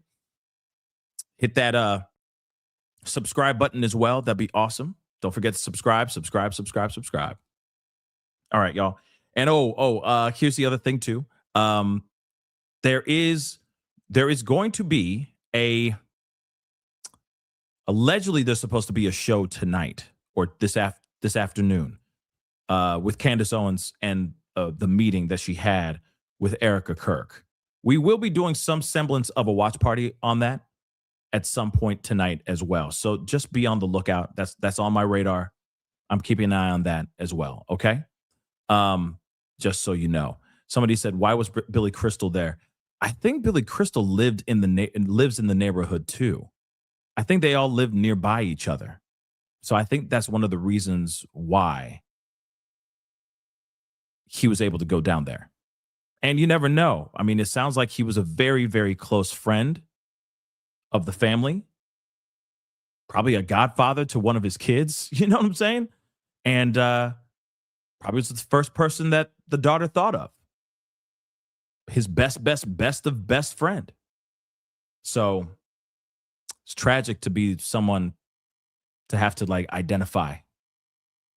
That's a terrifying thing. Terrifying thing for sure. I still would love to hear what Conan O'Brien has to say, about everything as well. Like when he's going to speak out and talk about this whole thing too, because, what could he have seen at that party? How volatile was the argument that they were having, But anyway, let's continue. How soon after was it when you got there? Pretty soon, pretty close. It was, first of all, I could hear from my home, I could hear and see all the helicopters. I mean, like 4 or 5 helicopters circling. And so I knew right what part of the neighborhood they were in. And so I just rolled over there and vectored my way in from the helicopters. Do you know why, when I was watching the press conference last night, they kept saying we're waiting on a warrant? Yeah, you have to have a warrant. Even when there's been like a murder? Well, they're not the only 2 people that live there. There's another, the son was a resident of that location. And it's just what we do in California, and it's the best practice, I would say, anywhere. And the reason you do that is because evidence can always be challenged, and in a big case, it's going to be challenged all day long. So they wanted to get a warrant so that they could, enter the evidence in a most secure fashion. That's just a best practice. There really isn't that much of a hurry because the bodies aren't going to go anywhere, and as long as you secure the interior of the residence with the people that are already inside, and if they're compliant, they can just sit there and they're watched by an agent or an officer, and in this case, an officer, and then. Even if they have to use the restroom, someone goes with them. I mean, unless yeah, someone would go with them. You don't want any destruction of evidence. You want to preserve everything as it was when you got there. And then when you get the warrant, then you start your search. But the initial entry into the residence is to determine if they're alive or dead, if they need medical attention, if they should go to the hospital, and also to determine if the assailant is in the house hiding in an attic, in a closet. You can do all that stuff. All that stuff would fall under the exigency. So you can look for all of that. But once that's done, the house is, that the assailant isn't in there. You sit everyone down and you just wait. You wait for the warrant to be written and signed off on by a judge. And they work all weekend, 24 hours. You can go to their houses, if need be. And then they came back with the warrant and executed that warrant all night. They were likely, I was on the FBI's evidence response team for many, many years. So they were doing large samplings of whatever blood was there, because oftentimes in a knife fight, the assailant gets cut also, and that puts them right there bleeding on scene. So they're not going to just take a swabbing of this and a swabbing of that. They're going to take multiple swabbings everywhere. And if the son was in there, if Nick was in the house and he had cuts on his hands, that's something they're going to be looking for. Any type of defensive wounds. His dad was a big guy, and if the fight was on, then there's going to be evidence of that. Yeah, I'm just thinking like, you would have a better visual of this than me, but like, slitting both of their throats. How wouldn't one of them be fighting back? Like, what are you doing to the other one and running out? Or, you know what I mean? Like, good question. You're going to go after the stronger one first. I mean, from a animalistic standpoint, you always hit the alpha first, which my guess would be the dad. And then maybe the mom came in on them and tried to stop him. Who knows? We don't know exactly what happened. The crime scene will tell us a lot, but we don't have any of that information right now. But you always go after the alpha first. Like if you ever have to fight 2 people, you're not going to pick the weakling first, because then both your hands are engaged and they're coming after you. So my guess is he went after his dad first, and his mother either tried to intervene or was right there, and he went after her next. When you were out there, were people talking about the daughter, saying that she was there? There were people saying that the daughter found them and was very upset, but I didn't see that she was probably interviewed. But if she lived across the street, they could just as easily do the interview over there. Right. But if she has children or something, you don't want to be doing that in front of children. It's too graphic. What do you think will happen next? I mean, could he, if he had these mental health issues, could he like plead an insanity defense or something like that? Yes, he could. And the word is that he had a lot of psychosis in his life. What you see online and what we're hearing reported is that he was in and out of rehab quite a bit. But from the family friends, they were saying that he was like schizophrenic essentially, and had to, when he started feeling good, he'd go off his meds, and that's when, of course, the problems would start. But this has been a years-long, maybe decades-long situation with him. So who knows? But if you have violent tendencies, if it's proven that he's had violent tendencies in his past, and he continues to choose to go off his meds, that could go against him. I don't think it's safe for him to ever be out in public again. Yeah. Obviously. Yeah. I mean, he was. I mean, honestly, you never go full Kanye. Like, real talk. You never go full Kanye. I think we've all learned that at this point, right? You don't go off your meds. Real talk. Don't go full Ye. We all know that.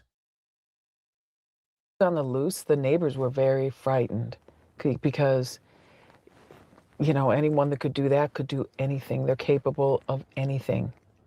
And that's what the neighbors seem to be afraid of. And I would be too.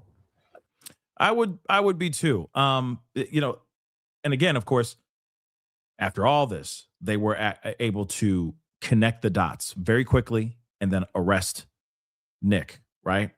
Let's go over here. This Access Hollywood. I think they talk about addiction and everything with Nick and Rob talking about this. You don't seem very fiery to me. You seem like you might just... I get crazy. Oh, yeah. Okay. You don't want to set me off. Yeah. Were you just hot and fresh out the kitchen. Right out the gate. You don't seem very fiery to me. You seem like you might just... I get crazy. Oh, yeah. okay. You don't want to set me off. Yeah. Were you ever worried that that Nick Wow. could shine poorly on your career or something like that? No. That never crossed my mind.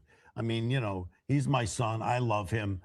It doesn't matter. That he's more important than anything that could happen to me. Charlie, why don't you tell us?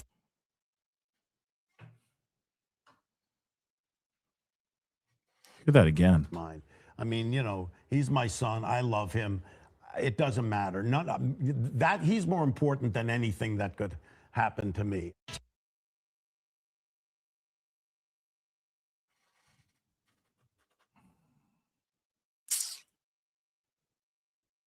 Sad. Charlie, why don't you tell us what you want to thank God for? 6 months of sobriety. Nothing you want to say? Do I smell like weed? No. I think I smell like weed. Is most of the movie parallel to your life, or almost all of it? No, we took from our lives, but it's a fiction. I mean, Nick can tell you because he went through all of this, and I think you took from a lot of different people, didn't you?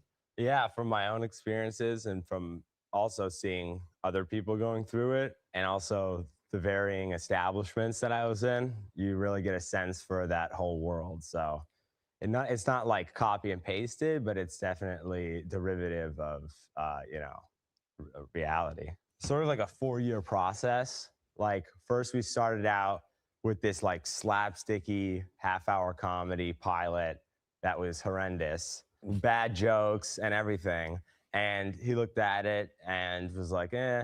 And then I just felt he could go deeper. He could go deeper with it. I mean, it was funny, but I felt the subject matter, should allow him to go deeper with it. Yeah, well, that wasn't said at the time. It was sort of just like, hey, this is trash. But anyways, we went along, and 4 years went by, and then I met up with Matt for a bagel in New York City, and we were like, what about that old script that we were, maybe there was some good stuff in there. And we went in and we looked at one page, and we were like, this is terrible. And then, I just sort of wrote a new pilot, then got around to him saying, would you like to make a movie out of this? And we were like, we don't know how to do that.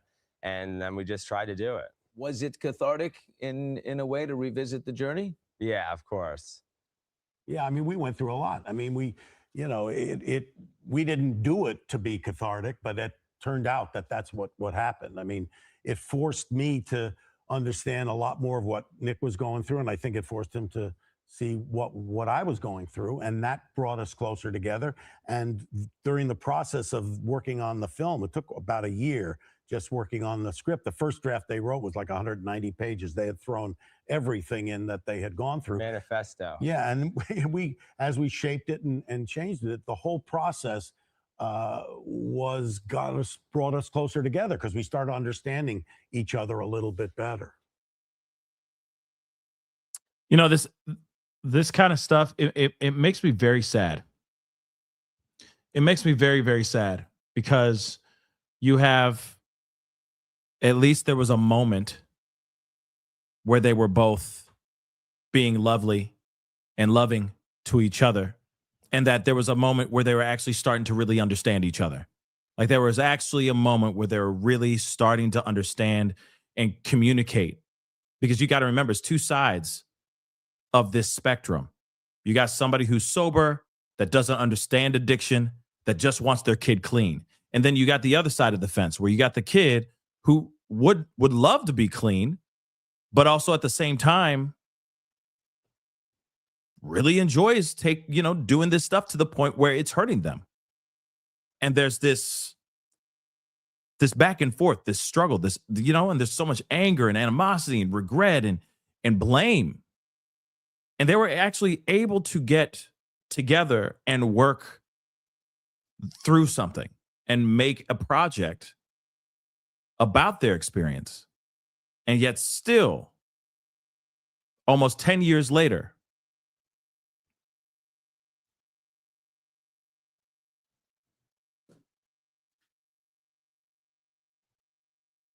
this kid allegedly took the life of his own dad. Scary stuff, y'all. I'm going to play a little bit more, but I want to check this presser, making sure that they're not starting early or anything crazy like that. Yeah, like they're just setting up. They're getting things set up, but it hasn't started yet, just so you know. But I want to play a tiny bit more of this. That's just heartbreaking, y'all. That's just very, very heartbreaking. And they're still deciding to go to the drugs. And that's more powerful than is going through this, and they're given everything, and they're in an opulent situation, and they're still deciding to go to the drugs. And that's more powerful than some, in our opinion, that's the only story that we know. We don't know any other story besides that. And I think, it cuts across socioeconomic boundaries. I mean, if you look what's going on now with the heroin epidemic around the country, it's invading white middle-class suburban neighborhoods. So it doesn't really it crosses all economic boundaries, and difficulties that you have are not relegated to only people who are unprivileged. How bad did it get at home between the two of you? It's reflected in the movie where the father character talks about how, he didn't know what to do, so he listened to anybody who had a desk and a diploma to do exactly what you're talking about. But the truth of the matter is, you have to be who you are. And I made mistakes in that I didn't go with my gut instinct and the feel. And I know Nick better than, some expert who's never met him. And I think had I listened to my own instincts, I would have done a lot better by Nick. But, you do what you do. You're a parent and you think, here's my kid running out into the street, he's going to get hit by a truck, or you want to keep him safe. So you do what they tell you. You feel you're at their mercy. But what I feel after all of this is it's not about punishing. If somebody is struggling and has difficulties, you don't punish them for that. And I think a lot of these programs feel like the kid is being punished, and I don't think that's a great way to go. I mean, did he change his thoughts? Of course, I want to hear what Nick has to say about this, but think about this. He just said it's not about tough love. I'm now learning that, maybe tough love is not the one to, maybe that's the thing that doesn't solve, is the be all end all, that this is not going to solve it all. You see what I'm saying? Oh, this is so heartbreaking. Because even so, he's like, okay, I know better now. Because even what he said is like the father in the movie would just throw money at the issue. Get the best guy with the best, diploma, best degree, etc., to take care of my kid. Let me just throw some money at him and everything will be fine. It'll be taken care of, blah, blah, blah, right? He's tried that approach. It didn't work out. But then there's also, for a fact they've tried tough love because he was homeless for a while. He lived off the streets of LA for a little bit. And then he said, no, tough love is not the way to do it. But then if you really think about it, from what eyewitnesses are saying, at that particular party, Conan O'Brien's holiday party, he was basically saying, get your stuff and get the F out of the house. You're not welcome. You're going to be high? Go. Go out there in the streets and come back when you're sober. So it went back to the tough love thing. I mean, mind you, this is 9 years ago, this video, this interview. So interesting that, maybe at that time, he's sober while making this, and maybe he truly is 100% sober here and sober during the whole process of making this movie. But something changed. Tough love came back. And I get it. At some point, handling your child with kid gloves is not going to handle the situation either. It's not like you can just go up to your kid and go, now, son, you're not supposed to be zooted right now. You know better than that. Go get clean. He probably tried that too, that approach too. And did it work? No. Yeah. And God knows if he's actually even sober in this interview too. We don't know. He could be, but he might not be too.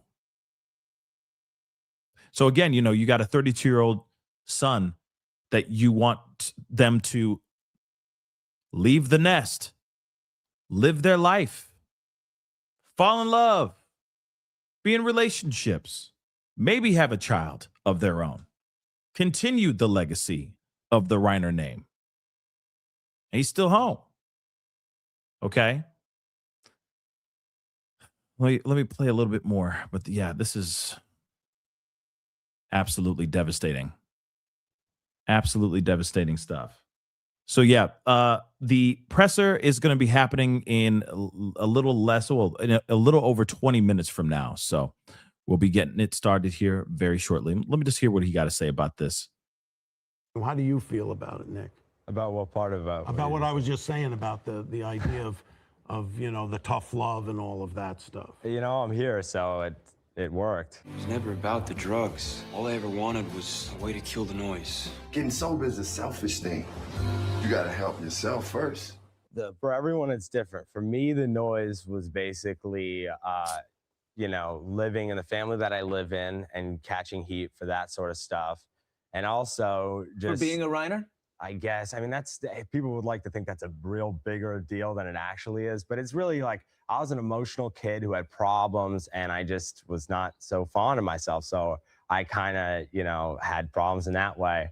But in terms of the thing you were saying before, it's like, I think that our relationship was not as it was portrayed in the film. Like there were this sort of like holding the line and being tough, but like we didn't ever argue like quite like that. I mean, we did, I guess, to a degree, but it was never... He was fiery. You don't seem very fiery to me. You seem like you might just... I get crazy. Oh, yeah. Okay. You don't want to set me off. No, some big blow-ups there. No, we both can get You pretty... don't roll easily either. No, we can both get pretty hot, and there were times when we did get hot. But you weren't like cold like that. He was very loving and compassionate. I just think that he didn't really know what to do.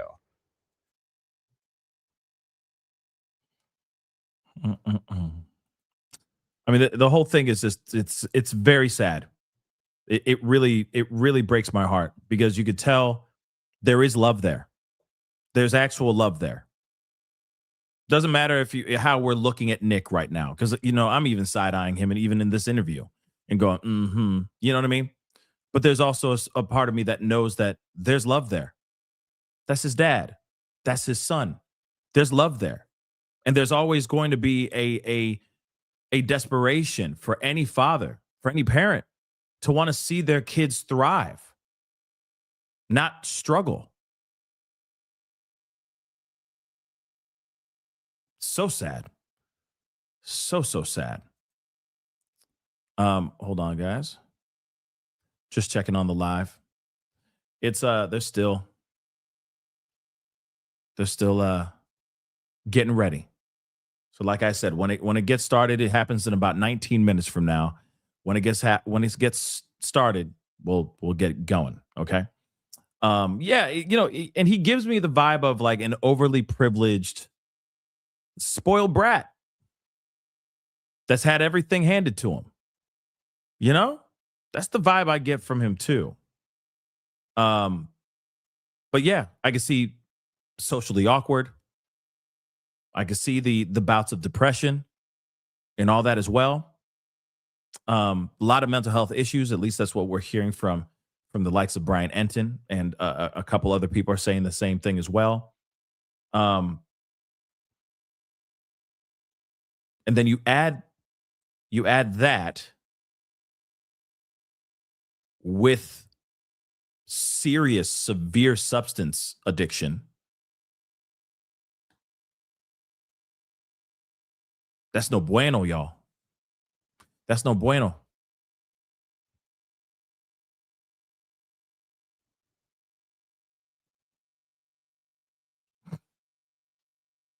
It's bad, y'all. It's very, very bad. So let me see if there's anything else here real quick. Yeah, the fact that they said rigor mortis was set in is just kind of, I mean, that's scary stuff if you really think about it. Man, that's some crazy stuff.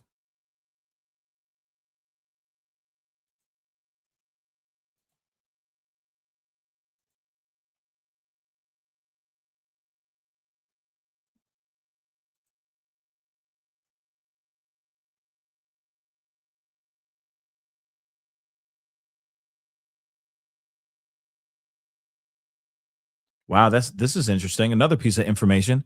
Why is Bill Hader's name getting mentioned in this mug? What? Now, I don't know if you don't know who Bill Hader is. I mean, he was cast of SNL for a while. Then he also had a show called Barry that was on HBO that I thought was really, really good. Yes, press conference is coming up in about 17 minutes. 17 minutes from now, there will be a press conference. All right. Keeping an eye on it, though. But this is interesting. So apparently, Nick Reiner stormed out of the party after he had, I guess, a conversation with Bill Hader.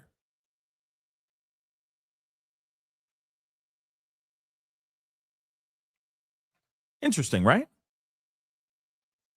I wonder what this is all about. Let's see what this is all about. So his son, Rob Reiner's son, Nick, allegedly stormed off after getting into an intense chat with comedian Bill Hader at Conan O'Brien's Christmas party on Saturday, hours before the actual unaliving, the tragedy.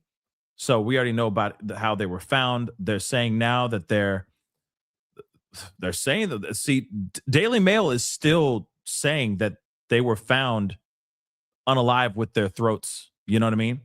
But that's so sad. So, of course, the Reiners were having a very large argument with each other at the party, with witnesses recalling Nick, who was a damning track record, who has a damning track record of alleged violence and severe substance issues, was acting erratically at the bash. Now, a source has claimed to NBC News that Nick, excuse me, interrupted Bill Hader at the party and was allegedly left annoyed when the SNL comic told him he was in the middle of a private conversation.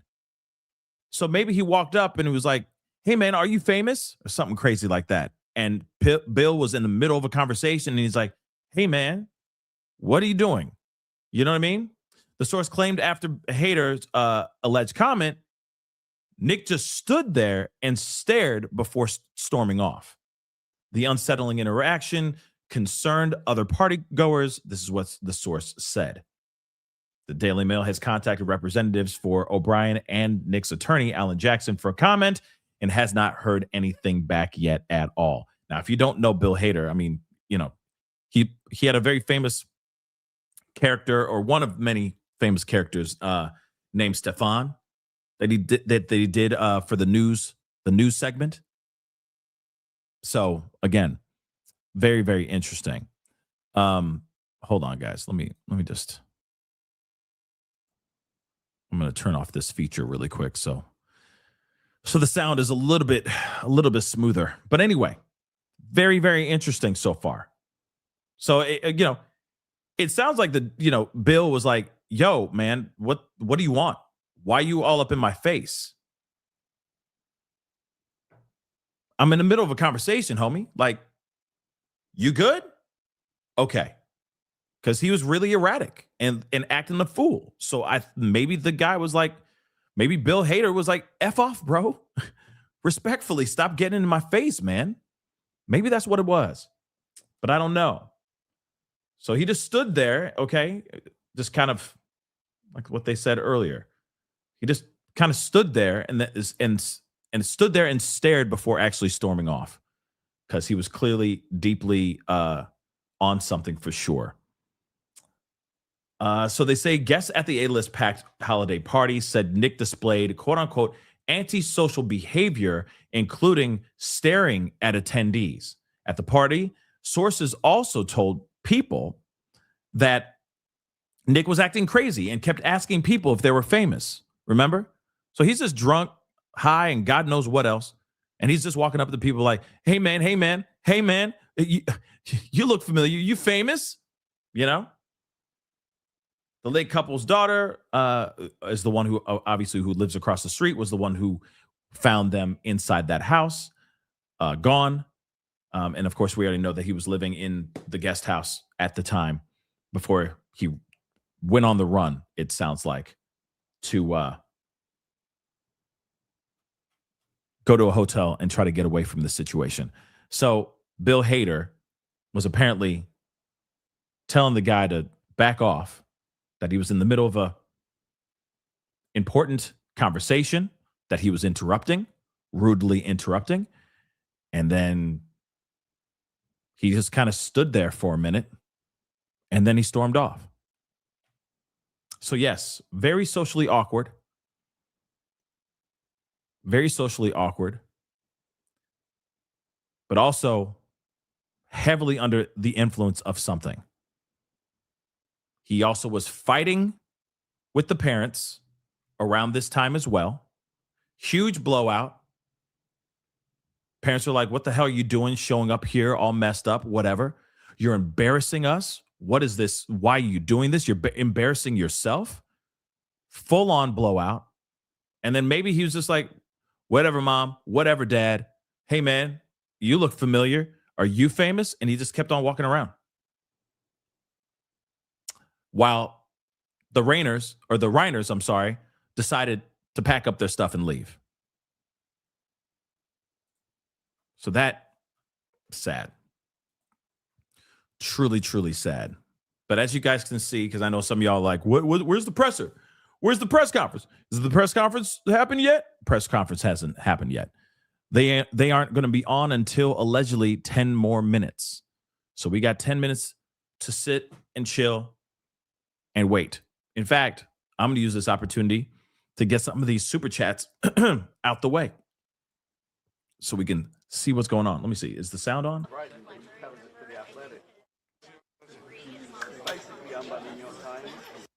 Sound is on, so we'll just wait. Okay, so happy days. Thank you so much for the love. I appreciate it. The mistake they made was allowing to live with them. This person is... I think you're schizo. I think you're saying schizophrenic, apparently. You can't live with somebody with that kind of history. Yeah, I mean, if they're not willing to get the proper help, and if they're not willing to stay on their meds, stay on top of their meds and all that, yeah, it can get very, very bad. Here's the other thing too, because I know some of you guys were looking at that interview and you guys are like, the interview we just saw, which was really sad, to be really honest, because there was a lot of foreshadowing in there, a lot of tragically ironic things that were being said in that interview.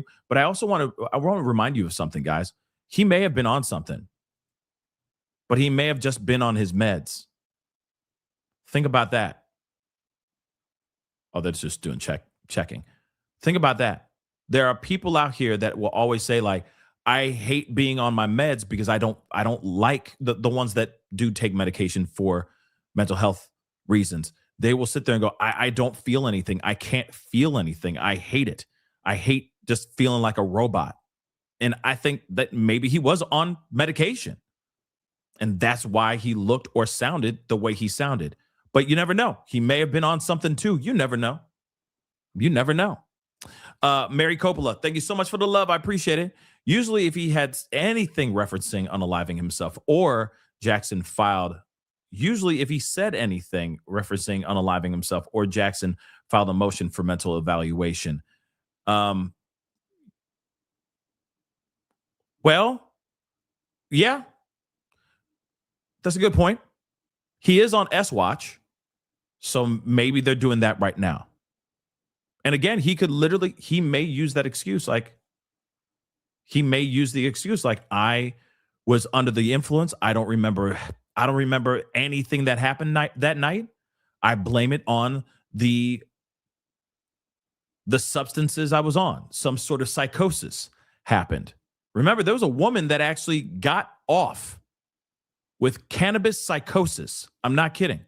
She took a hit from a bong, and next thing you know, she unalives the guy that she was on a date with, and was also like terrorizing a little dog, while also like poking herself in the leg or something like that. Cops showed up, or had to take her down, tackle her, tase her as well, because she was so out her damn mind because of weed she had smoked. Man, come on. That's crazy. But she got off. She got off. So you never know. They might be like, it's because of the crystal. It was crystal psychosis. You know what I'm saying? But using the actual math. Yeah, the Twinkie defense. You see what I'm saying? Yes, the chemicals in these Twinkies, man. It made me lose my damn mind, man. You see what I'm saying? So maybe.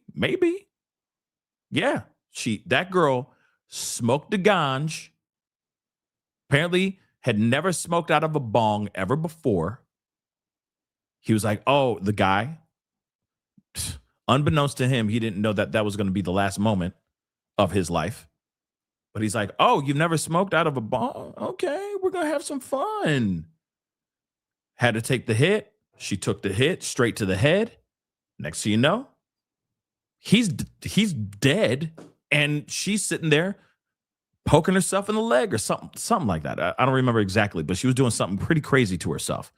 And she terrorized the dog too, and his little dog too. Pretty nuts. And she got off with cannabis psychosis. Yes. It happened. Let's get this other one. Happy Days. Thank you so much. There are laws that will keep him from getting his parents' money. That's a good point. It's there to protect families in case parents are unalived for their inheritance. That's a good point. And you really think that the kids are going to let them? You really think that the other children are going to let this kid get his hands on the family money? Hell to the no. They'll keep him in and out. If he was to walk out free, okay, exonerated from this, that family ain't going to help him out. He's going to be living off the streets. Good luck, bro. Live off the streets. Bye. So, thank you so much for that super chat. But good point. They'd keep him in and out of court to make sure he never gets not one red penny. And rightfully so. That is if he did this. Beautiful Messy Ball, thank you so much for the love. Family likely hits AJ.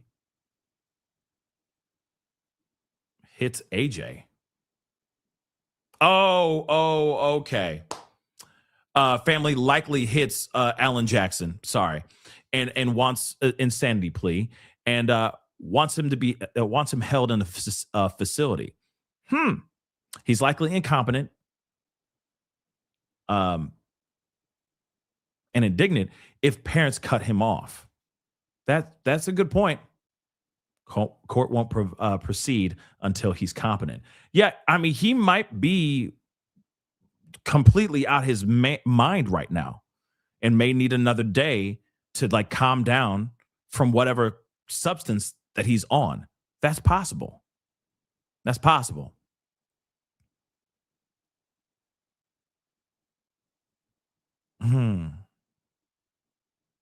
I just don't see the family being the ones to reach out to Alan Jackson to be like, hey, please take care of my brother. I don't see that. I'm sorry. For me, if it was like family member did something to my parents or something, like, man, nope. I'd be like, nope, bye. Good luck. Figure it out. But Alan Jackson is not a cheap lawyer. So where did he get the money? You see what I'm saying? Where did he get the money to be able to be able to get represented by a very, very powerful, very, very successful, and very well-known lawyer? So again, he must have had something. He must have some sort of money. Where he got that money, I do not know. Real talk, I do not know. Mary, thank you so much for the love. I appreciate it. But think about it. If it's a motel, there's no lobby. You would have to have a private entrance. I believe they said he booked his room earlier and didn't show up until 4 a.m. The report that we read from TMZ said that he checked in at 4 a.m. But I see what you're saying. But I think that hotel that he stayed at or checked in at is a pretty decent hotel room. So, but I don't know. I haven't looked it up. I'll look it up after this press conference or during this press conference, and I'll let you guys know about that. But hold on, let me see the first part. So if there's no lobby, yeah, you would have a private entrance. Now, if there isn't a lobby, I mean, there'd still be a place where you have to check in. If it was like a Motel 6, you still got to go up to a window and check in. You see what I'm saying? So there's still some sort of entrance area where you got to go in. So other people could have seen him. Real talk. If it was like a motel type of situation, but it sounds like it was a decent place. And I don't see him as the type who just go and go back to slumming it that quickly. You know what I mean? But that's just me. T Holy or T Holly, thank you so much for the love. Welcome to the family, and thank you so much for gifting one membership. Okay, thank you so much. Welcome to the family, new member. Okay, and I'm gonna do this really quick too. Nurse for God, thank you so much. Thank you so much for gifting 10 memberships. All 11 of you guys, welcome to the family. Now, these two just gift you guys some lovely memberships. All I ask for you guys to do is to pay it forward. Okay? Open the door for somebody, or buy somebody a cup of coffee, whatever. Give your loved one that extra compliment today, just to give them an extra boost. All right? Just pay it forward. Thank you so much. Okay, so I think the cartel behind all of it. Now, I did mention this earlier, but I'm going to say it again. I did have a theory in the very beginning. I was like, what if he owed people money? And those people were like, where's my money? And then they lost their life. But the way that we're hearing the stories, some are saying, some sources are saying they were found in the bed. Some are not saying that yet. I don't know if that's the case right here, but it could be. We'll just have to wait and see what they say in this press conference. This is one of the wildest and most tragic cases we cover a lot of tragic stuff here on the show, but this is just pretty insane. Was it clean? It doesn't sound like it was clean because of what they found in the bedroom, like on the bed, and what they found in the shower of that hotel. So I'm trying to understand what the hell's going on here too. Val, thank you so much for the love. Thank you so much for the super sticker. I really do appreciate it. Deborah, thank you so much. Appreciate it. In my opinion, his family is paying for the attorney. Try and get him mental. Get him a mental instead of prison. Why would they go out of their way to try to be nice to this mother lover?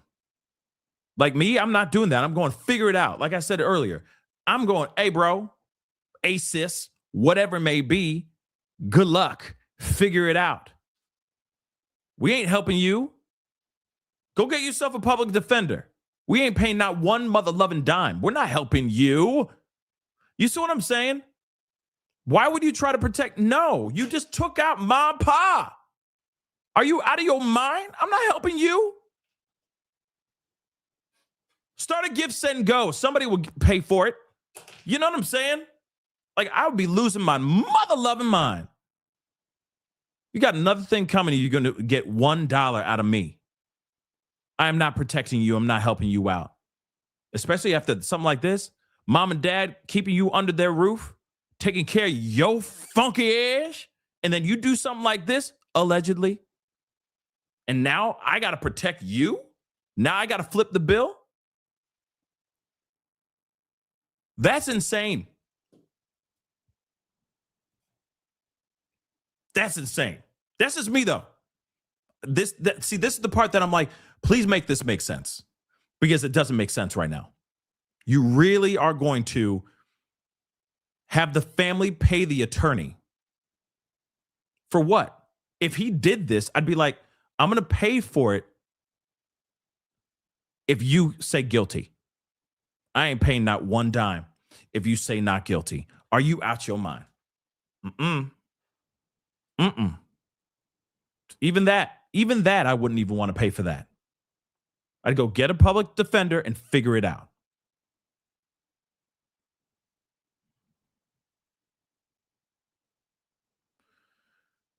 Oh, so insane. But the press conference has not started yet. We're still waiting, y'all. Well, thank you so much for the super chat, guys. Thank you so much.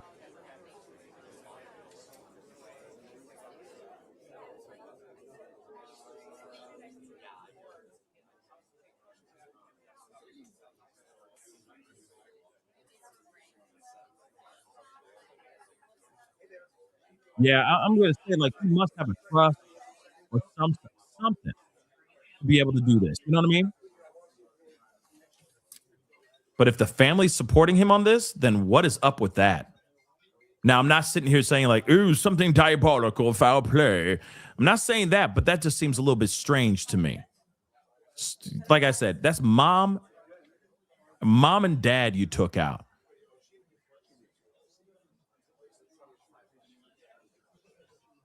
Hopefully we get some answers here very, very soon.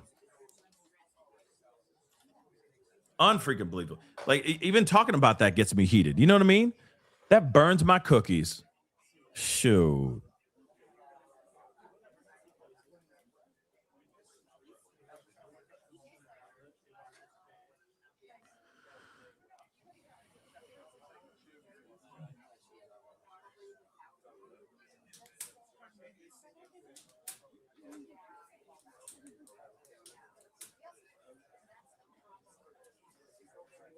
Yeah, this thing was supposed to start a while ago.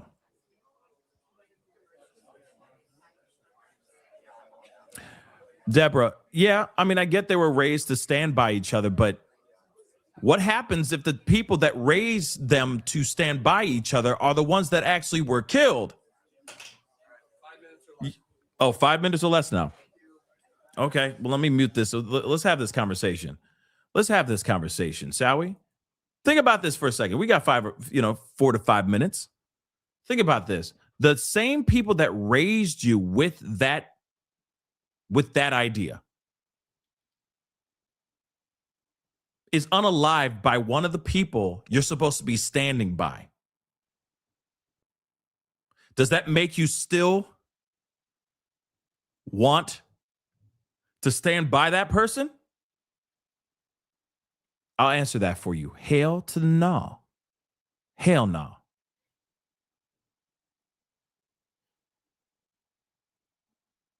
Hell no. I can't stand by somebody who's going to unalive somebody that brought us into the world. I just can't do it. I just don't see it. And I don't see how any parent how any brother or sister would be like, no. He was misunderstood. Unless he really didn't do this and the family really believes that he didn't do this. You see what I'm saying? And here it is. Verica, you're right. I don't know.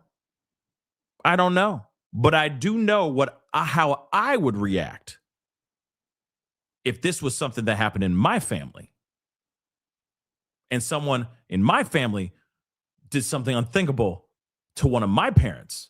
I'm not supporting that. I'm not. Like I said, there's no way I'm standing by that and being like, all right, that's cool. That'd be cool. How much you need? All right, go run and get my checkbook. Nah. You take Zelle, PayPal, Venmo, Cash App? Hell no. I'm not doing that. Not me. Sorry. It's another thing if somebody's like coming at you, in a Walmart and they losing their mind. Yeah, you stand by your family no matter what. Wait, excuse me. What the problem is? Hi, I'm the bigger brother. How you doing? What the problem is? You see what I'm saying? That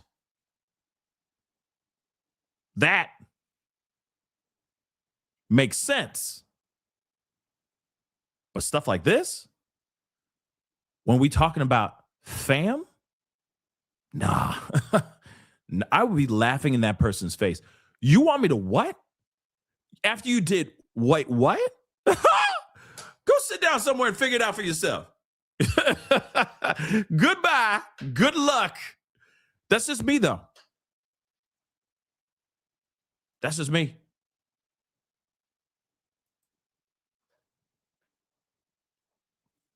And that's the other thing, too. If the sister said that he was a danger not only to the family, but also to the public, why would they flip the bill for the likes of Alan Jackson? Again, if it is from the family and the family's doing this, that doesn't make any sense to me. Real talk, it doesn't. It really doesn't. Unless there's something else going on here. Oh, dear Lord. Now you got my brain. The wheels turning. Let's talk about it. Unless something sinister is going on, that something sinister was going on behind those doors. That was the reason why this kid grew into the man he became. Think about it. If something happened to him when he was a kid, behind closed doors, and then he suddenly out of nowhere just snaps like this,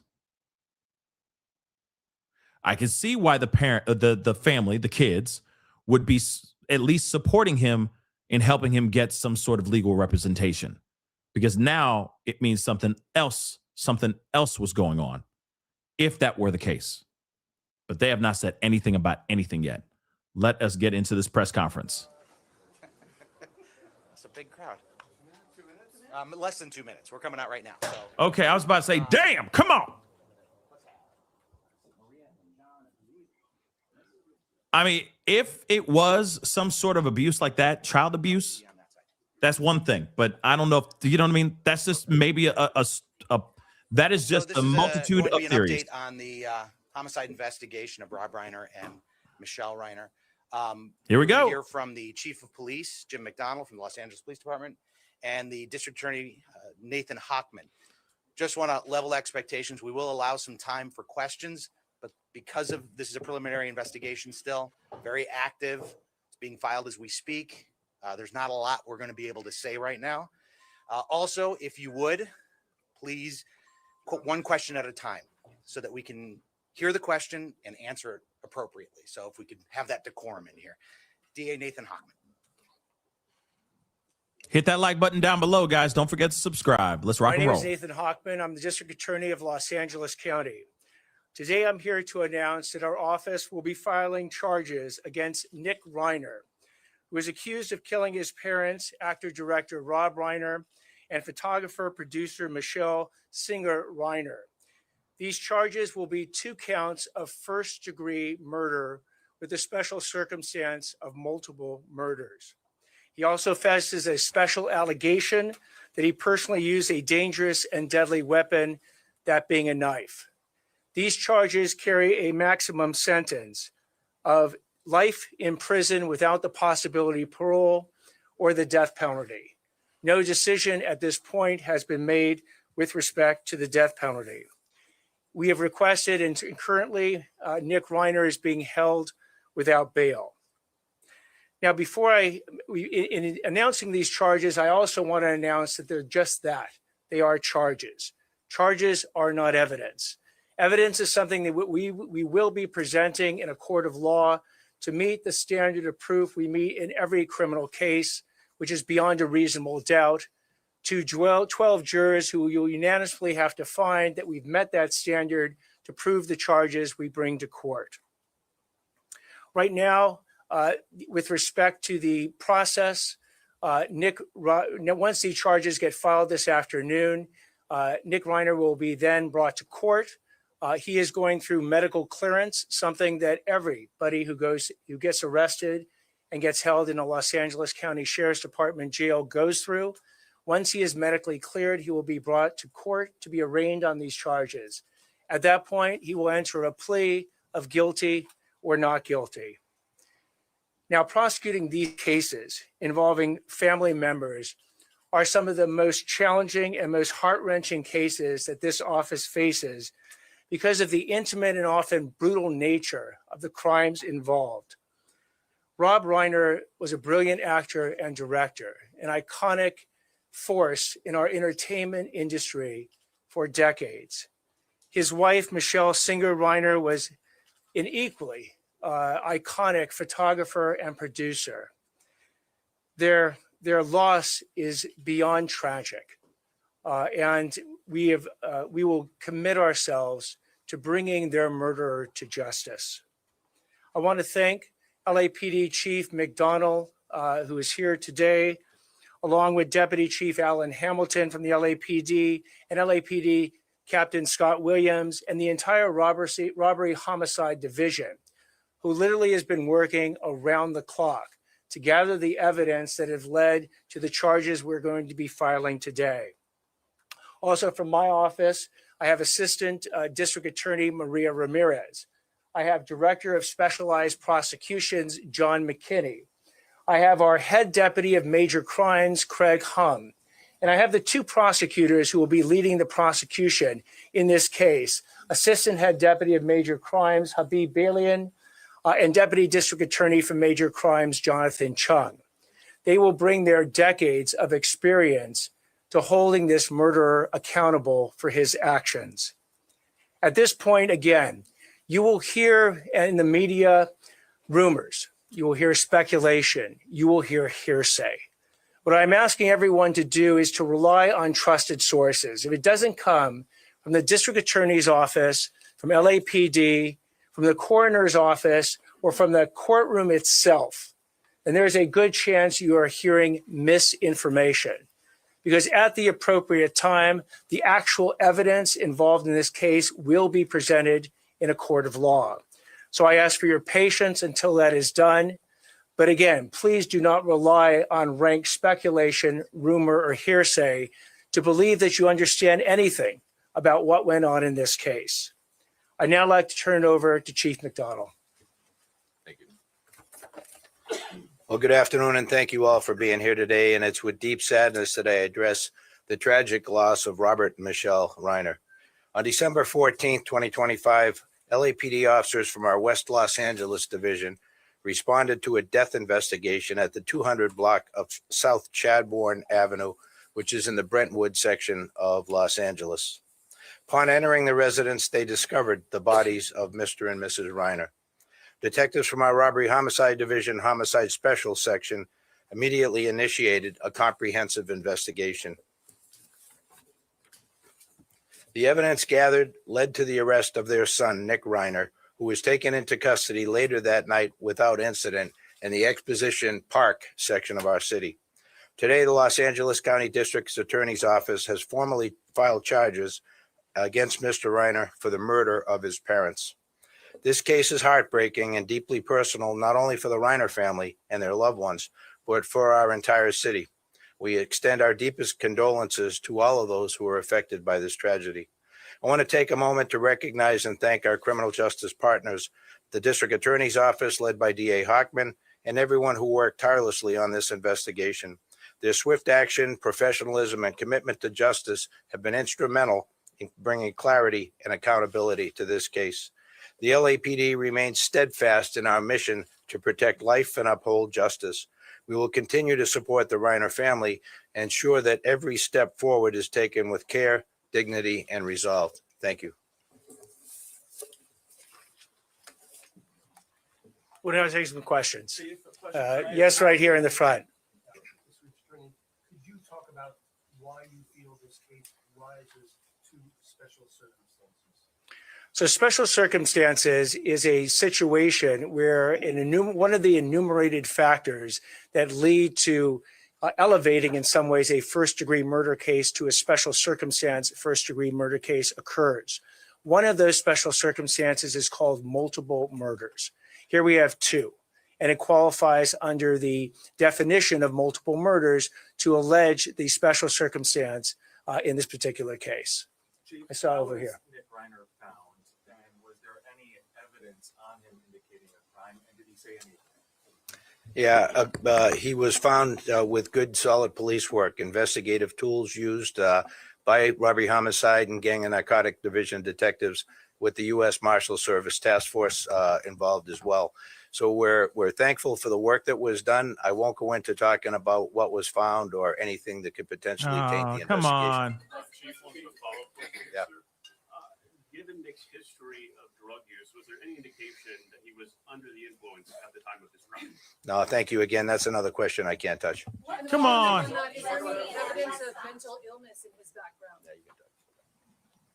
I'm sorry, please repeat the question. Is there any evidence of mental illness in his background beyond the addiction? The evidence, any evidence, if there is any, of mental illness for his background will be coming out in the hearings that will occur. We anticipate, again, after the arraignment, the process will go through the normal process a case like this goes through.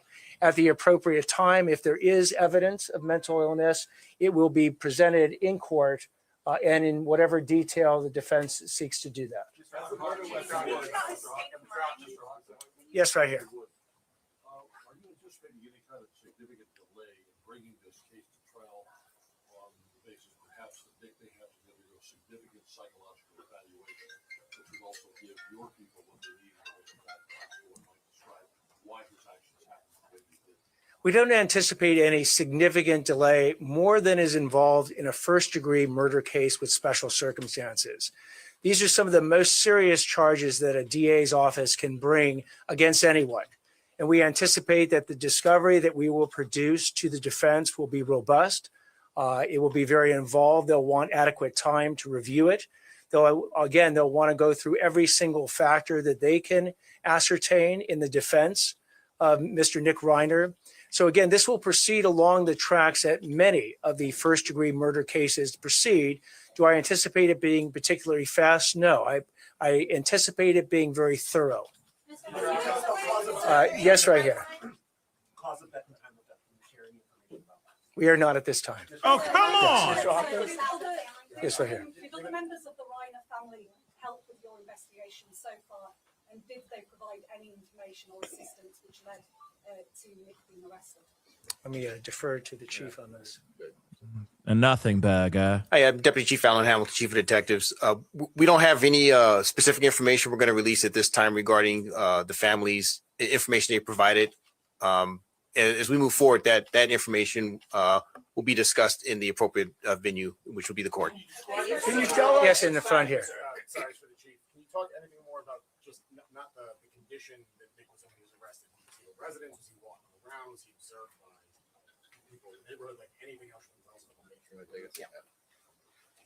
So specifically, he was arrested in a public area in the Exposition Park area near the University of Southern California campus. He was approached by the officers and he was arrested without incident. There were no indications that there was no indication that he was going to resist or anything like that. He didn't flee or anything like that. He was taken into custody without issue, and he was transported to our police headquarters facility. Take a question back there. Yes. He has been alleged, one of these special allegations is that the murder was committed with a deadly weapon or a knife. As to where and how the weapon was located or will be located, that will actually be evidence we'll present in court. Mr. Hoffman. Two more questions. Mr. Hoffman. Let me take a question over here.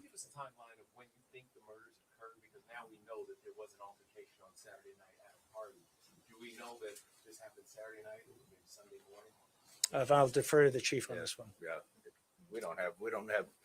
I'm sorry, we don't have that kind of specificity yet. We're waiting the coroner to be able to try and determine as best they can at this point, time of death. Chief, who called 911?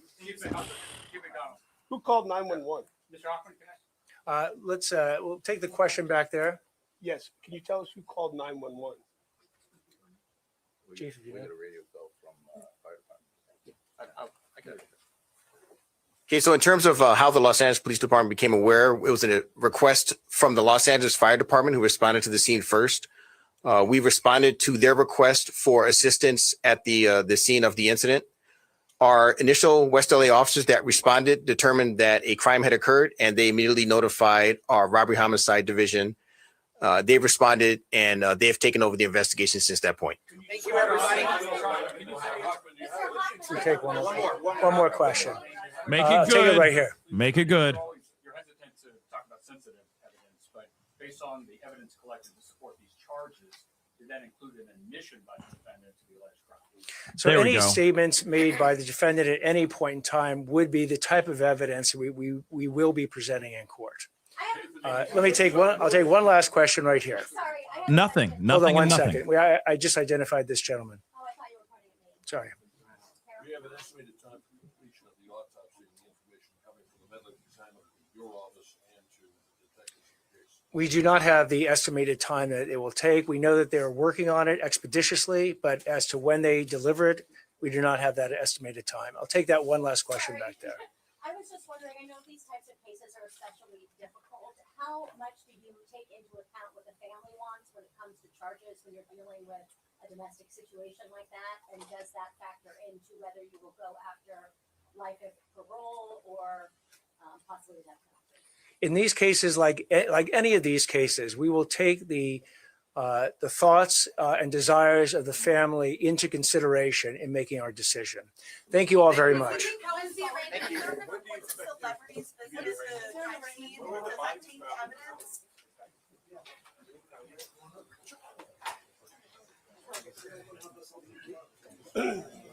That was nothing. Does anybody need Spanish?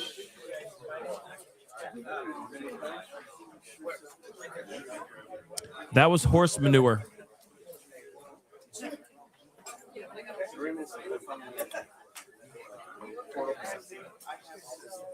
A big fat nothing burger.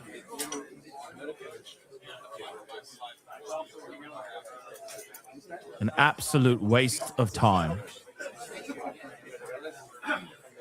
Well, there's that, which was nothing, because they're basically saying, "Oh yeah, we gonna be able to, we gonna present everything in court." Yeah. We can't answer that, but we'll have more answers in court. Yeah, so, you know. Oh, you want me to take that one? Okay. Yeah. So yeah, we do have that information, but all that's gonna be presented in court. Like what is going on?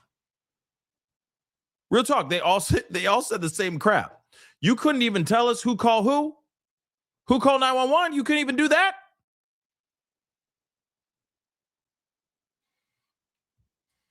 Yeah, we gonna have that, but we gonna present that in court. Oh, dear God, that was stupid. I hate that. Why do a press conference in the first place? Just write a letter and post it online, baby. And then we'll react to that because that was nothing.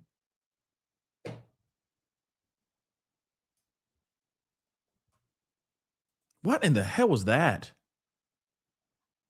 Okay, that is what it is. Stupid. Well, okay. How did that make you guys feel? That was dumb. What's up with LAPD? What's up with that?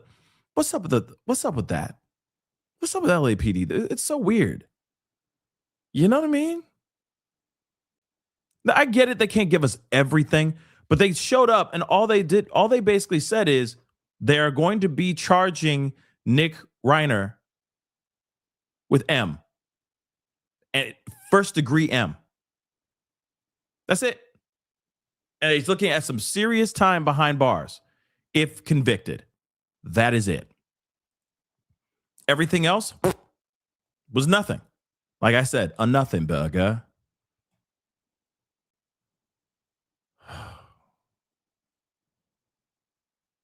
Okay. Well, there it is. That's all she wrote, guys. Yes, an absolute nothing burger. Absolutely nothing burger. So there's that, guys. I guess we're going to see what happens. Okay. Obviously, the news ain't going to stop. This just happened. So everybody and their mama is trying to understand what in the hell happened here. We all want to know if, okay, one thing I want people to get down to the bottom of, like I really need either Daily Mail or TMZ to walk back what they said. Either they were found both unalive at, in their home, or mom was still alive and then lost her life in the ambulance. It's either or. It can't be both at the same time. It really can't. Do we believe TMZ or do we believe Daily Mail? That is the question. Because for a fact, Daily Mail and TMZ are going to be running with stories. It's going to be articles nonstop. They got a new fresh case on their hands. This is hot right now. So everybody and their mama is going to be talking about this and covering it ad nauseum until they get a full answer on what actually happened here. You see what I'm saying? So I am very interested to see what's going to happen here and what they're going to say. Because sources are going to be coming out more and more. A source just told us that no. Wait for it. Sources close to the case have said that it was the mom that was alive. And she said his name. Her last dying breath was his name. You see what I'm saying? So wait for it. Because, everybody's minds were wrapped up on David and the Celeste thing. This is going to be another David and Celeste situation as well. Everyone's going to be asking questions, wanting to understand what happened, the dynamics between these two, or between these three, I'm sorry, right? What was the family dynamic behind closed doors? Was it a family of loving people? Was it not a family of loving people? What's actually going on here, right? So, again, this is going to be very, very interesting. And yes, beautiful messy ball. Yeah, we're waiting for that. And yeah, I'm going to get to that question here in a second. But yeah, I am keeping an eye out. I am keeping an eye out for the Candace Owens show. When that actually does go down, I will be going live and watching that with y'all, because we definitely need to talk about that. And, of course, I am very curious about how that meeting went. Is she about to go live and go, I was absolutely in the wrong. I am so sorry for what I said. Erica Kirk had everything right and I was absolutely wrong. Or is she going to sit there and say, nope, standing 10 toes down on my theories before? Yeah, we cool now. Me and Erica are cool, but I'm going to tell you, I still have my theories. And she didn't help debunk not one damn thing. I'm waiting for that. I'm waiting for her either to walk everything back or her to sit there and go, nah, We did talk. We squashed the beef. She understands where I'm coming from. I understand where she's coming from, but I still have my questions and I still have my theories. I just can't wait for it if it's actually going to happen today. I think it's weird that she has not posted anything about like, I'm about to go live. This is what I'm talking about today. Like, meaning today. She did a video, already did a reaction and talked about that late last night in a video. But I'm telling you right now, there's no video right now, no updates. See what I'm saying? There's no updates so far of this, of her going live. So we'll see what happens. What do I want to hear? I want her to say, you know, that's a good question. The DeRose. I'll tell you. What I want her to do, I'd really like for her to be like, hey, I kind of want a combination of the two things. Erica Kirk came in, she debunked a bunch of things. Here are the things that she debunked. Everything from the maroon shirts to the 30-06 to the blah blah blah. Right? She debunked all these things. Thank you, Erica. But I still have these questions. These theories are still on the table, and I'm hoping that we get those theories, you know, talked about, or hopefully we can flesh those things out together alongside TPUSA and Erica Kirk. Let's join forces and make the world a better place again. That's what I'm hoping for. But I don't think we're going to get that. I really don't. I don't think we're going to get that at all. Yeah, and then Candace Owens walked and literally clapped back and said that Tim Pool's got that all wrong too. That he's just making things up. So